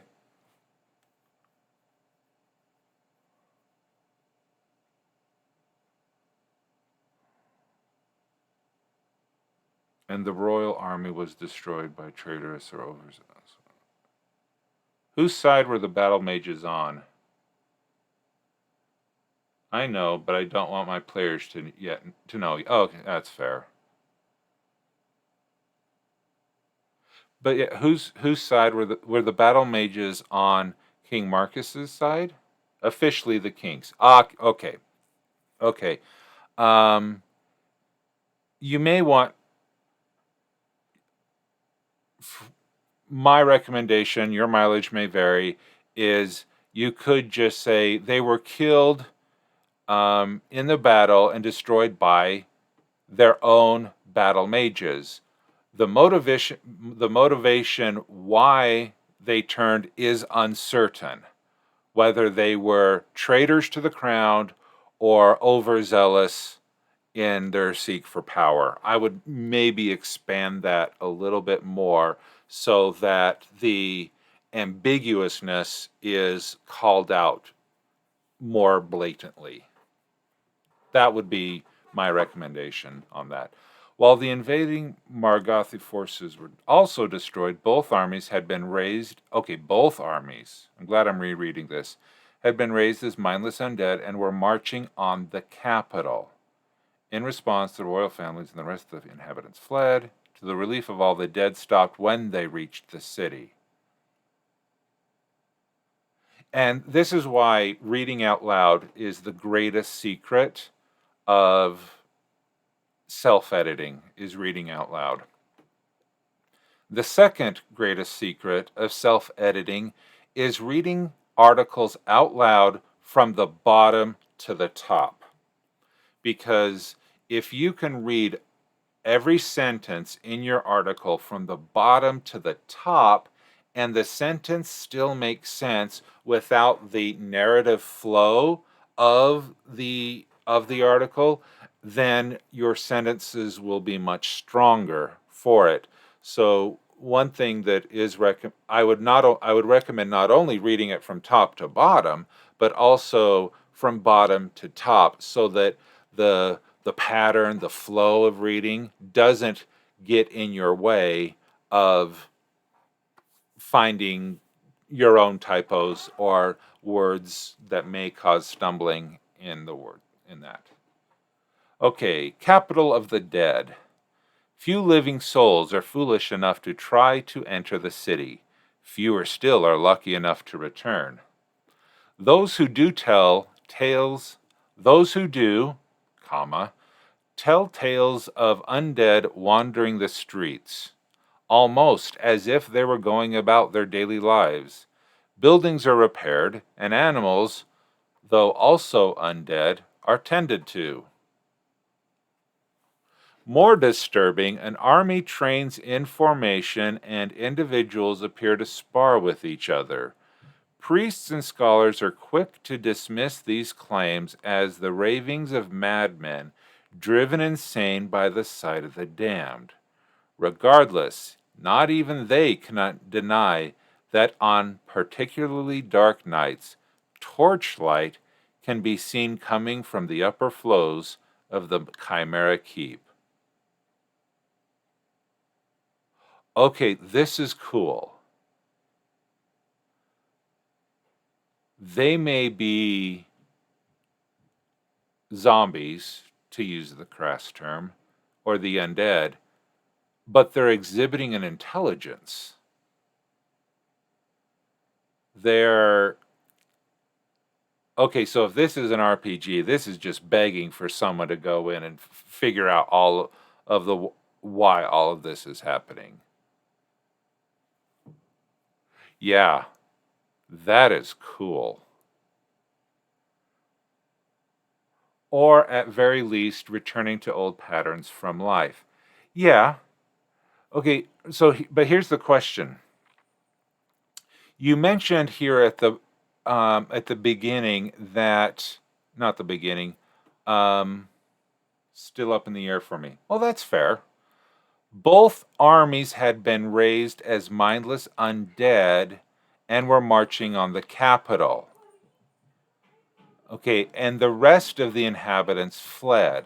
So this paragraph here is telling me that two armies that the armies were raised, not the people in the city.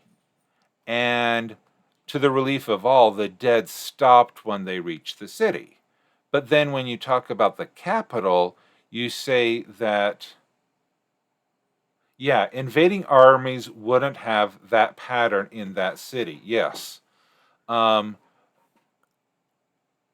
Buildings are repaired, animals, because you have two soldiers, and they may not have in their previous experience of farmers, masons, carpenters. The more disturbing armies train in formation, that makes total sense. But it's the daily lives. I think this could be easily solved by adding that they didn't stop when they reached the city, that the city was surrounded, and that many of the inhabitants were trapped and their fates remained unknown. Because there you can have a little bit of the ambiguity still in there. You can have some mystery for your RPG players to discover what happened to the trapped inhabitants of the city. The king can still escape. His family can still escape. Good call. Not everyone has had time to flee. Yes, we would definitely the people who, because if you're having a battle outside the castle walls or the city walls, if it's a walled city, you definitely have the barriers up, and so when you have the barriers up, you're also trapping your entire population. So, yeah, it would make sense that the king has a secret tunnel.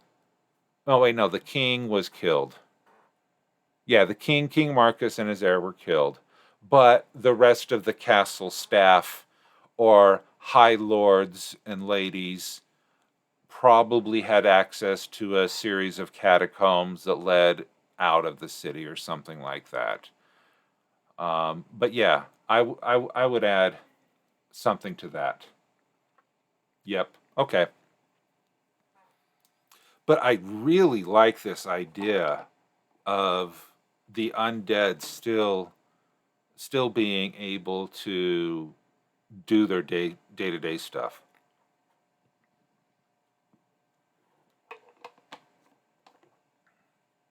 And I also like the torchlight, because depending on your favorite flavor of zombie, aren't they afraid of fire? Or is that Frankenstein's monster? Anyway, the fact that they are intelligent enough to use torchlight, I think, speaks volumes. Okay. Cool.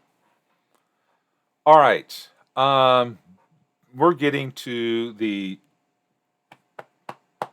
top of the. We're getting close to 9 o'clock. What? Hope that was helpful.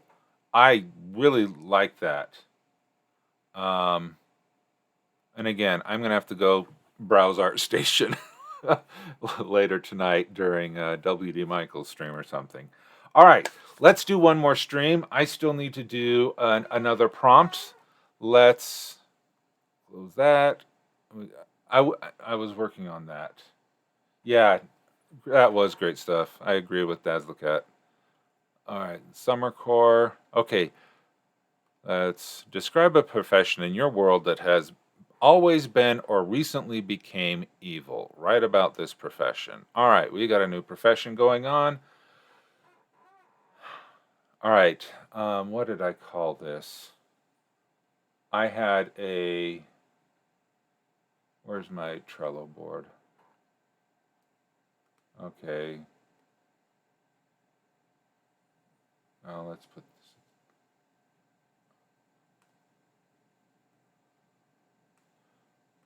Okay. The Rise of the Fae.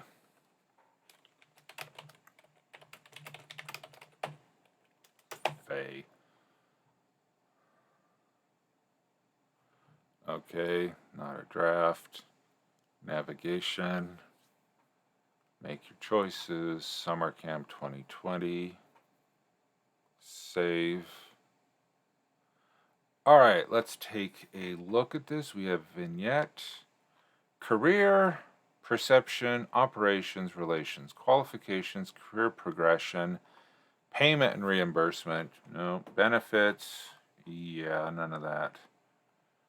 Alternative names.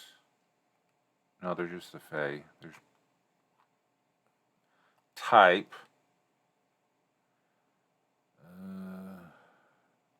Forced labor. No, they're definitely illicit unless there's something better. Sanitation. Man, they think of everything here. Illicit. Purpose, social status, demand, demographics, history. Operations, tools, minerals, workplace, provided services, hazards. Yeah. Relations. Famous in the field. There's Falamance. Falamance is an evil fae that came from Ile-de-Vent, and she was kicked out of the Fairy Council for being evil. And she's basically the evil fairy for Sleeping Beauty.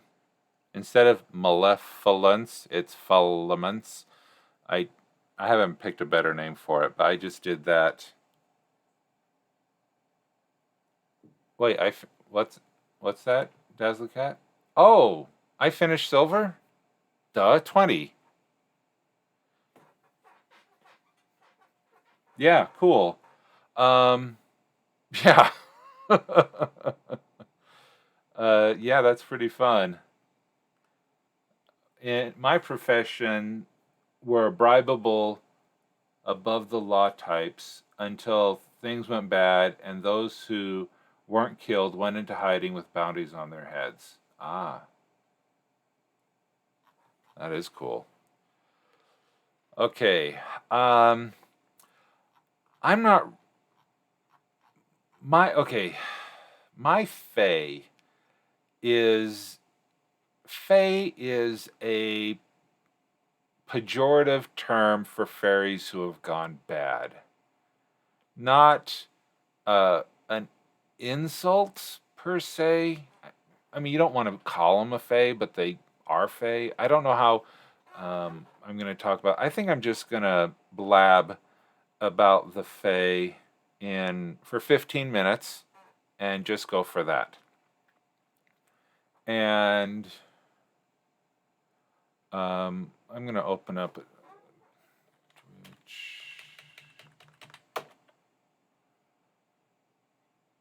Okay. Okay, he's still hosting Rollstream Society. Okay, so we're fine with that.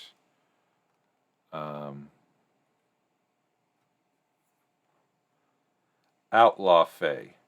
Yeah. Ooh.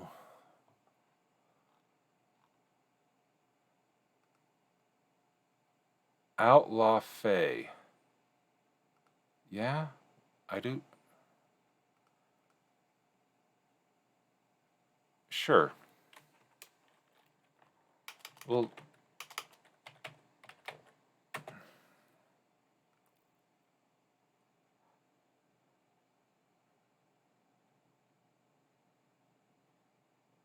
is being an outlaw a profession? I would say yes. Because outlaw just means that you operate outside of the law. You could, your mafia, cartels, syndicates, that's their profession, but it's outside of the law. Now, your typical burglar, highwayman, robber, thief, that is their profession, but it's also still outside of the law. Because profession just means how do you make a living, in my interpretation of the word. So I would say that the Fae, while not organized, it is how they support themselves, sustain themselves, transmit their ideals to society. So yeah, I would say that an outlaw is even like Robin Hood, who was a benevolent outlaw. He was still, that was his profession. So yeah, I would go for that. Okay, so I'm gonna turn the music back on. Let's get ready for another sprint here. Let's see if I have put the dictation back on. So feel free to mute me for the next 15 minutes based on the countdown timer that is right below us, and I'm going to blab about the Fae for 15 minutes, and then we'll come back and catch word counts or progress made on your articles. I don't mind you blabbing. Thank you so much, Dazzlecat. I appreciate that because it's just such a fun community. I am having so much fun with WorldAnvil and the Anvilite Streamer Core. I can't express. Well, I can try. I'm gonna try. Alrighty, so let's start this off. And is the timer going? Nope. There we go. All right, let's get ready to rumble.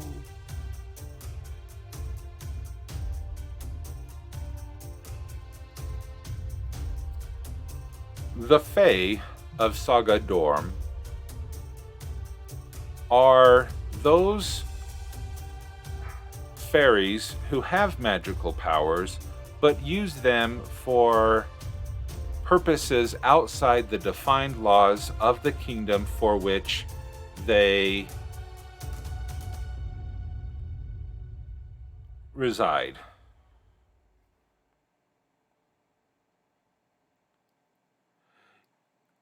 The Seelie and Unseelie courts, I don't catch that reference, but I did steal Fae from Shakespeare and his word for fairy. I just wanted to have something that meant fairy, but slightly different. Period. Enter.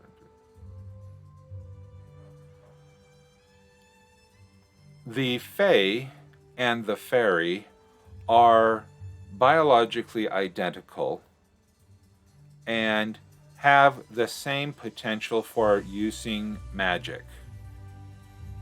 Period.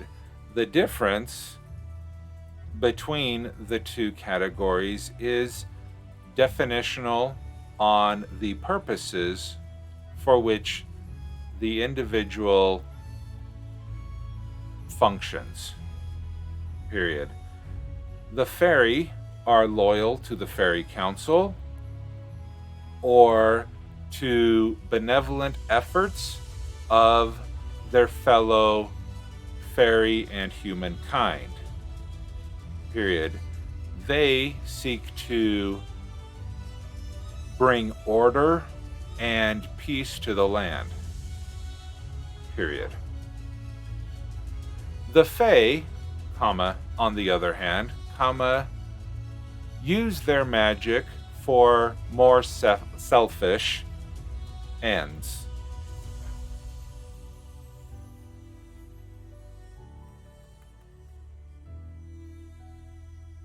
Period. While not all of the Fae are maniacally evil, period, they are not seen as benevolent persons who contribute to society. Period.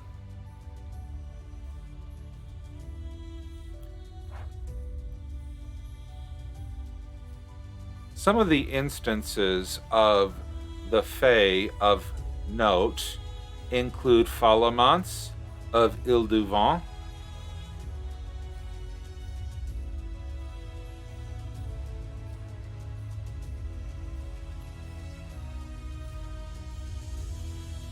I will have to research that, but yeah, the Scottish fairy folklore. Yeah, okay. The Seelie was good, Unseelie courts evil. Yeah, I'll need to look into that more.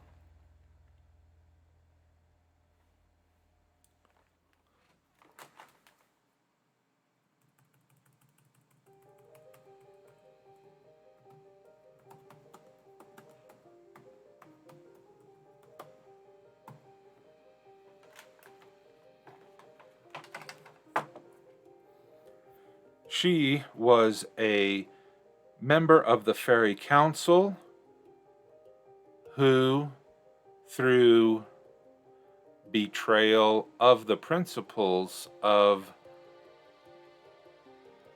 the followers of the Five Dragons, was removed from her position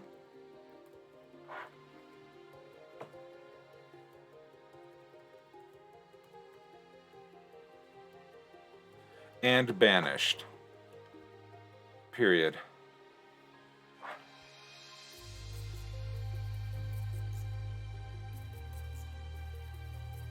There are Fae found throughout the entire world.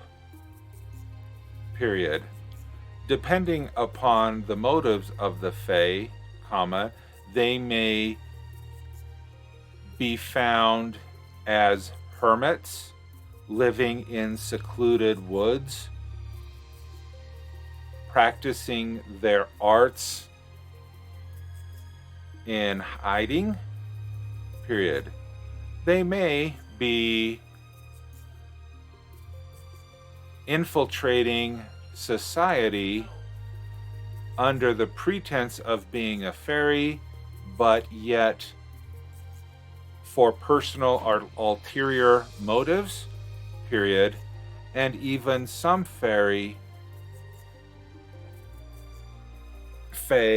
have built organizations around themselves for their own illicit purposes, period.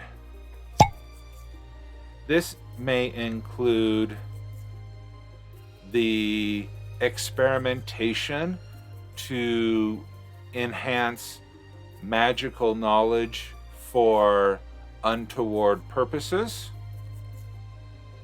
period. This could include the sale of magical items that can be used for the detriment of society, period. New line, new line.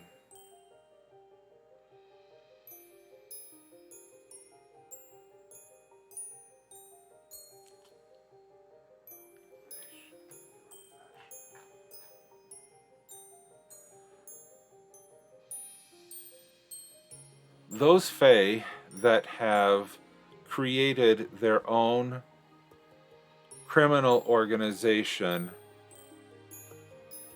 are very difficult to find, comma, in general, period. They present themselves as high members of society,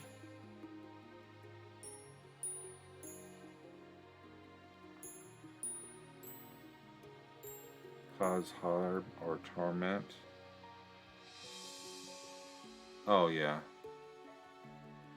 These magical items could cause harm to individuals or could be used to torment classes of people, comma, or even cause untraceable death for personal and political assassinations, period. Good recommendations. Thanks.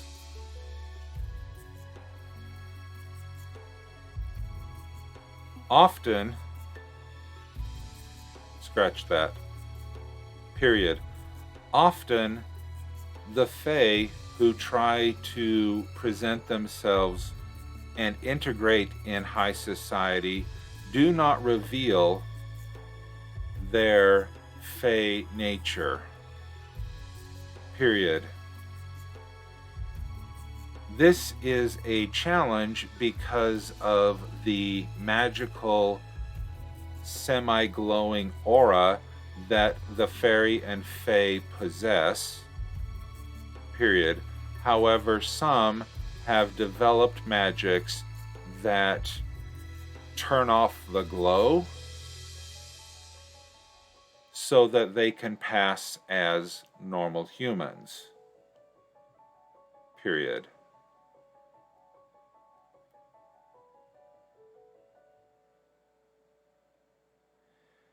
There have also been magical devices created to make humans appear to have the magical aura of a fairy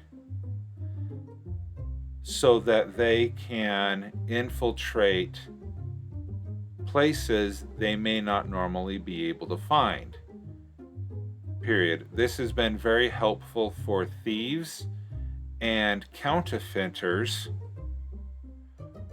who commit their crimes under the pretense of being a fairy, but then rid themselves of the object and then no longer have that glow, period.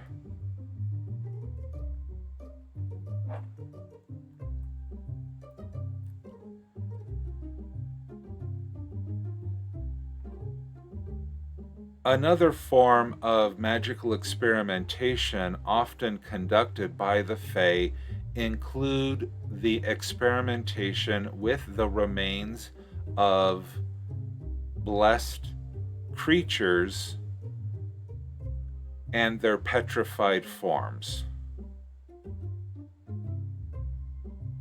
Period.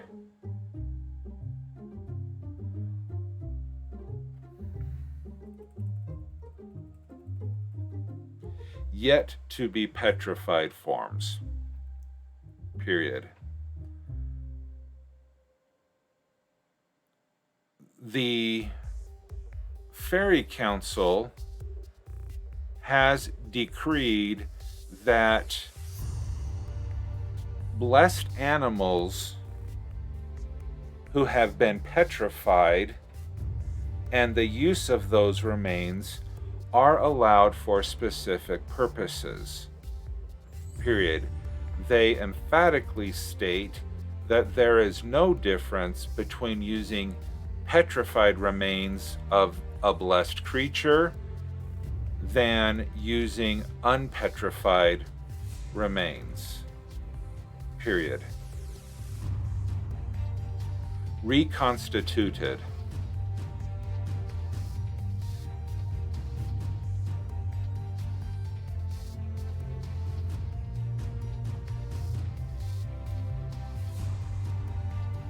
Yeah, I like that. I like that.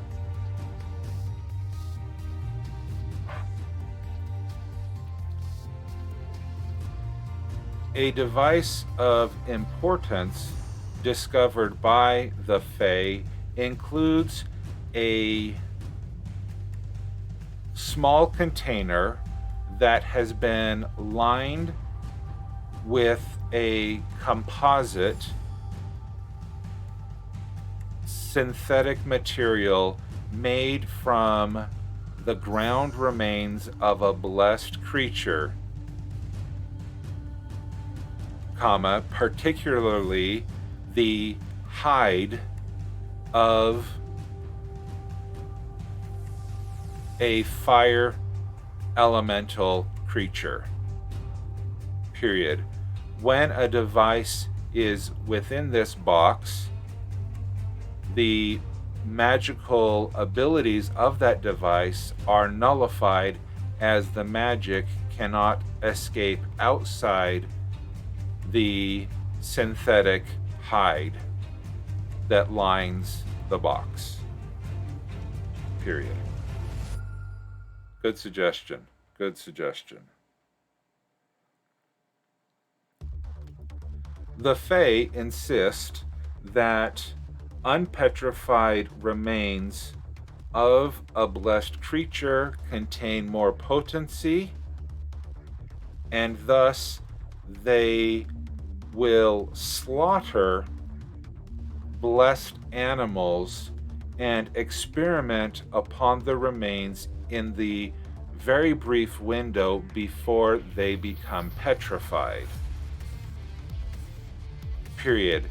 This process is very difficult to perform because of the rapid petrification, but also the ability to find blessed animals before,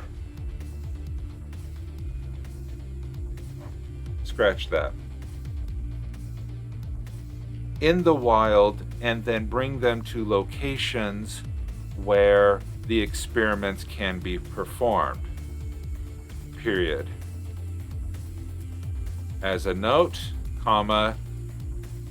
domesticated animals are never blessed and will not be petrified. Period. That is only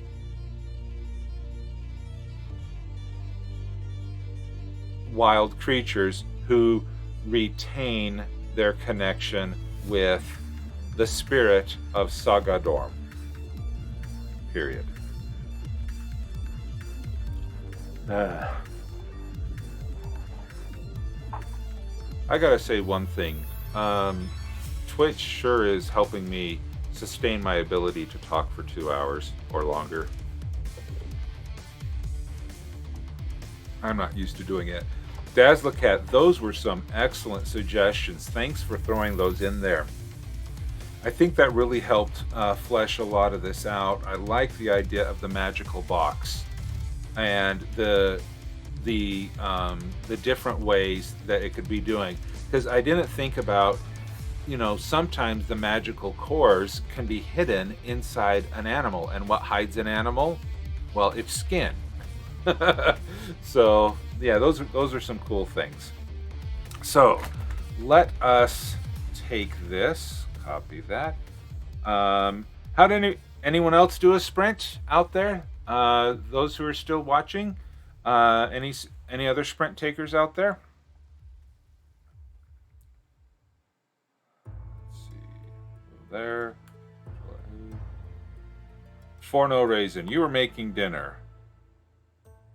Galadan, hey, 350 words, that's great. And chat, oh, editing and chatting, yes, thank you very much. What'd you make for dinner, No Raisin? Still struggling through the same article. Oh, that's good. I mean, it's all about trying to figure out how to do all of this stuff. Let's see, where's my copy paste from? There we go. Let's copy that and just dump it here in the vignette. We'll save. All right, metadata, 670 words. That's cool. Go back to NaNoWrimo. I should just add that as a shortcut.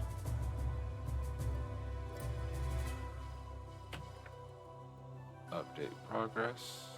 Yeah, I'm still going to update this even though we're over the 10,000 words goal, because it's fun. And community challenges. Breakfast for dinner. Going on a camping trip tomorrow, so didn't want to buy stuff for making something else. That we do that a ton in our family, is because there's never enough time to make breakfast in the morning. But there's plenty of, I mean, making pancakes, making eggs and sausage and all that stuff, there's never time to do that in the morning. Yeah, so I love breakfast for dinner. Galadan, trying not to write from an entirely omniscient view, which is odd for me. That's true. You're expanding your POV writing skills. It's the best dinner. Yes, it is. Yeah, Galadan, the idea of not writing from an omniscient view is difficult to do it for prose, because you have the whole idea in your story and you're getting into it. I would recommend that you don't worry about that on your first draft, or maybe even your second draft. I would worry about your POV in a separate draft throughout your story, if we're talking about writing a narrative prose or narrative fiction, because it is important to know that, you know, what's the point of view that you're going through. Let's take Star Wars, for example. The cantina scene in A New Hope at the beginning, where you start this scene and you're going in there and it's from Luke's point of view. You see Chewbacca and Obi-Wan Kenobi, Ben Kenobi, talking, and there's Luke. He's experiencing the cantina for the first time.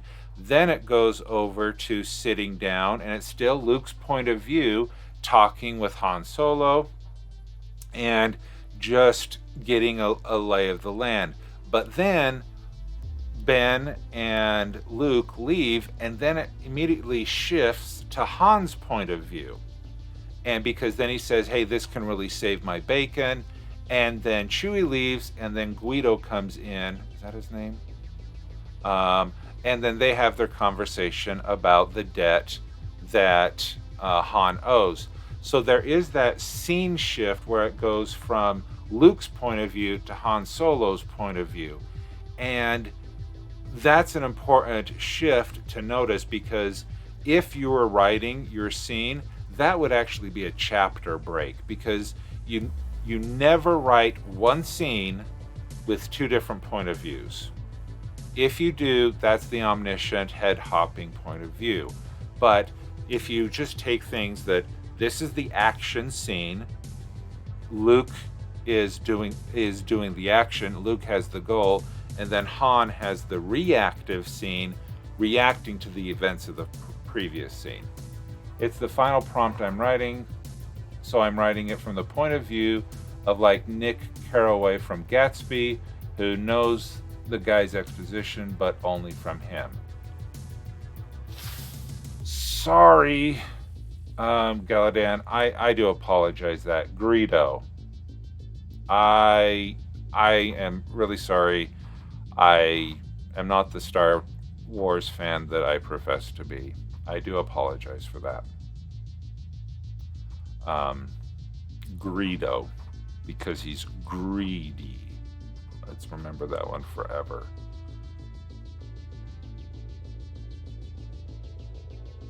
Yeah, that was not my intent. Okay. There we go. That is... Nope.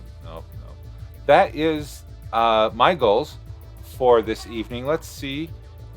Before we jump over to... I'm not offended, you're good. Oh, I didn't know you were Italian.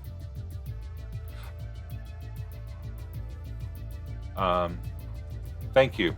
I do appreciate, though. I do appreciate and you saying that. I really do. Okay, so we are done with 21 articles, and today's the 21st. Cool. So for the rest of these prompts, I may maybe do one or more. Maybe I'll do another one where I do two, because I really like this pattern. Doing a prompt for 15 minutes, hey Siobhan, doing a prompt for 15 minutes, doing a showcase for however long it takes, and bouncing back and forth. I really like that pattern, and hopefully we have enough people watching and providing that to be able to do that. So I will be back tomorrow night at 6 p.m. Pacific, 9 p.m. Eastern to do that. Siobhan, maybe. Let's check to see what, if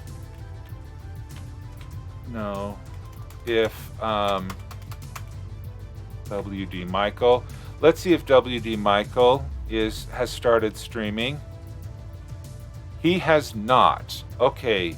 Anvilite Streamer Core. Okay, so yeah. Siobhan, if you have a showcase that you would like to throw in, feel free to put that in there. It would need to be a quick one, because we're already 2.5 hours over.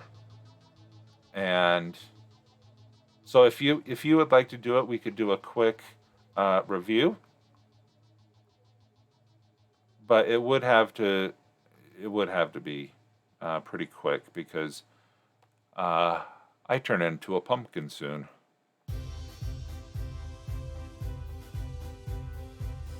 It says out of stock. Oh yeah, I did put a limitation on how many could be bought. Good night.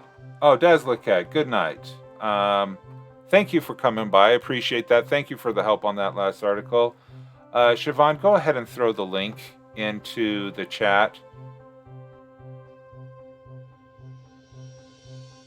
I put a limit on how many times that thing could be renewed, because I didn't want to have people to overwhelmingly just boom, boom, boom, boom, boom, and I wouldn't be able to do other things. All right, there we go. Copy link address. The author, the article. Okay. Let's turn off the music. Okay. The author, the omniscient Brianna Michelle Sobhan Healy, a.k.a. Siobhan, the writer. Oh, sorry. Oh, Belvran. This is your username. This very unassuming being has the ability to completely rewrite history at the stroke of a pen, the press of a button, or a mere thought. Though no one has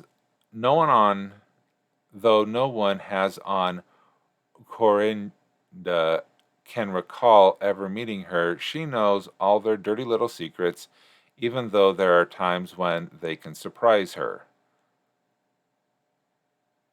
There is only so long you can hide from yourself before you either destroy yourself or burst out and take your life by your hands. Me to anyone still in the closet.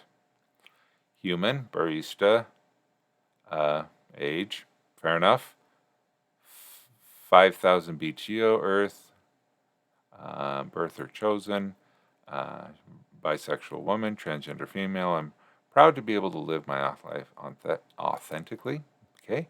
Hazel, mid-shoulder blade, curly red hair, tan, 6'2". Wow. Braver than I am to put that information out there. Speaks English fluidly. Haley's a little French. Knows how to say yes and no, thank you, and you're welcome in about 9 other languages. How fun. Okay, body features, apparel accessories. Okay, mental character, born male, transitioning to female through HRT, and filling out the paperwork for legal name and gender marker changes. Okay, this paperwork has gone through, so that portion is complete. Officially female now, just waiting for the rest of the changes to be complete. Congrats. She is only a high school education, but has had to learn a few things through experiencing hardship and living through many things. Yeah, employed at Starbucks. If I was 6'2", that'd be everywhere. Okay.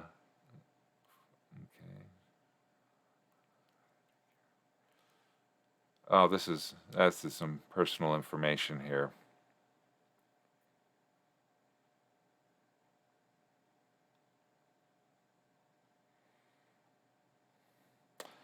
Just remember that the more times you hit the wall, the weaker it becomes. So don't ever get up. This reminds me of that part in Doctor Who when he breaks that wall for like a billion years, a wall of diamond. Yeah. Mindset of I will do what I have to in order to get things done that I need to do and will not let anyone stop me. That is a great mindset to have. Anxiety, depression, ADHD. Can relate. Not so much. Close friends with other writers and gamers. Great. Kahunas Island. Good people. There's one. Wonderful. 3 children. I'm sorry. Pentecostal. And realized she was a pagan. Okay. A druid at the age of 10 when she sat on a bear out in the woods. Wow.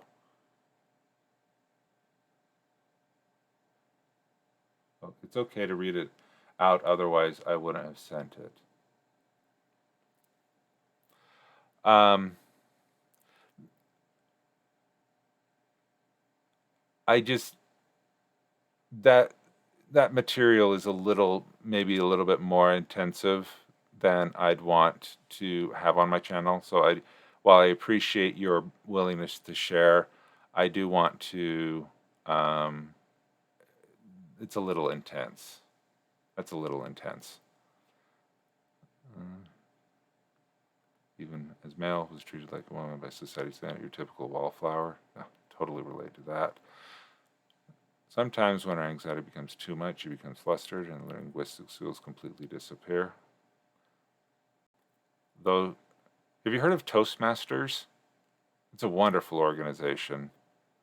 It teaches public speaking and help.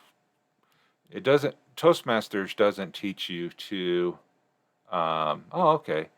Toastmasters doesn't teach you to get rid of your butterflies. It teaches you to make your butterflies fly in formation. And that's what I like. I was in Toastmasters for 4 years. I really liked the people I met there and what I learned. Working on raising her vocal range once again. 3 octaves sing. Wow, 3 octaves? Does not care for the deepness and desire to be true alto, if not mezzo soprano. Oh, wow. That, yeah. I feel lucky on days when I can be a baritone. Well, it leads paycheck to paycheck. The Canadian spelling or French spelling. Okay. Very brave to share this information. And this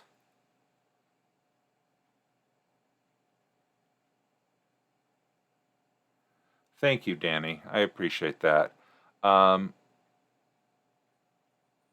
Siobhan, this is very brave of you to share, and thank you for being willing to share it with me and with all the people who are watching.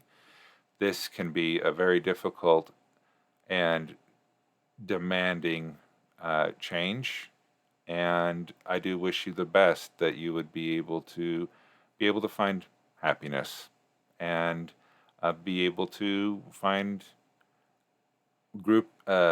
a group of people on WorldAnvil that will be able to help you out. I'm glad that you found the article cathartic, because this is very brave and something personally, while I do share a lot of my information on here, I don't know if I'd be able to write something as soul opening as this. So thank you very much for sharing that. Okay.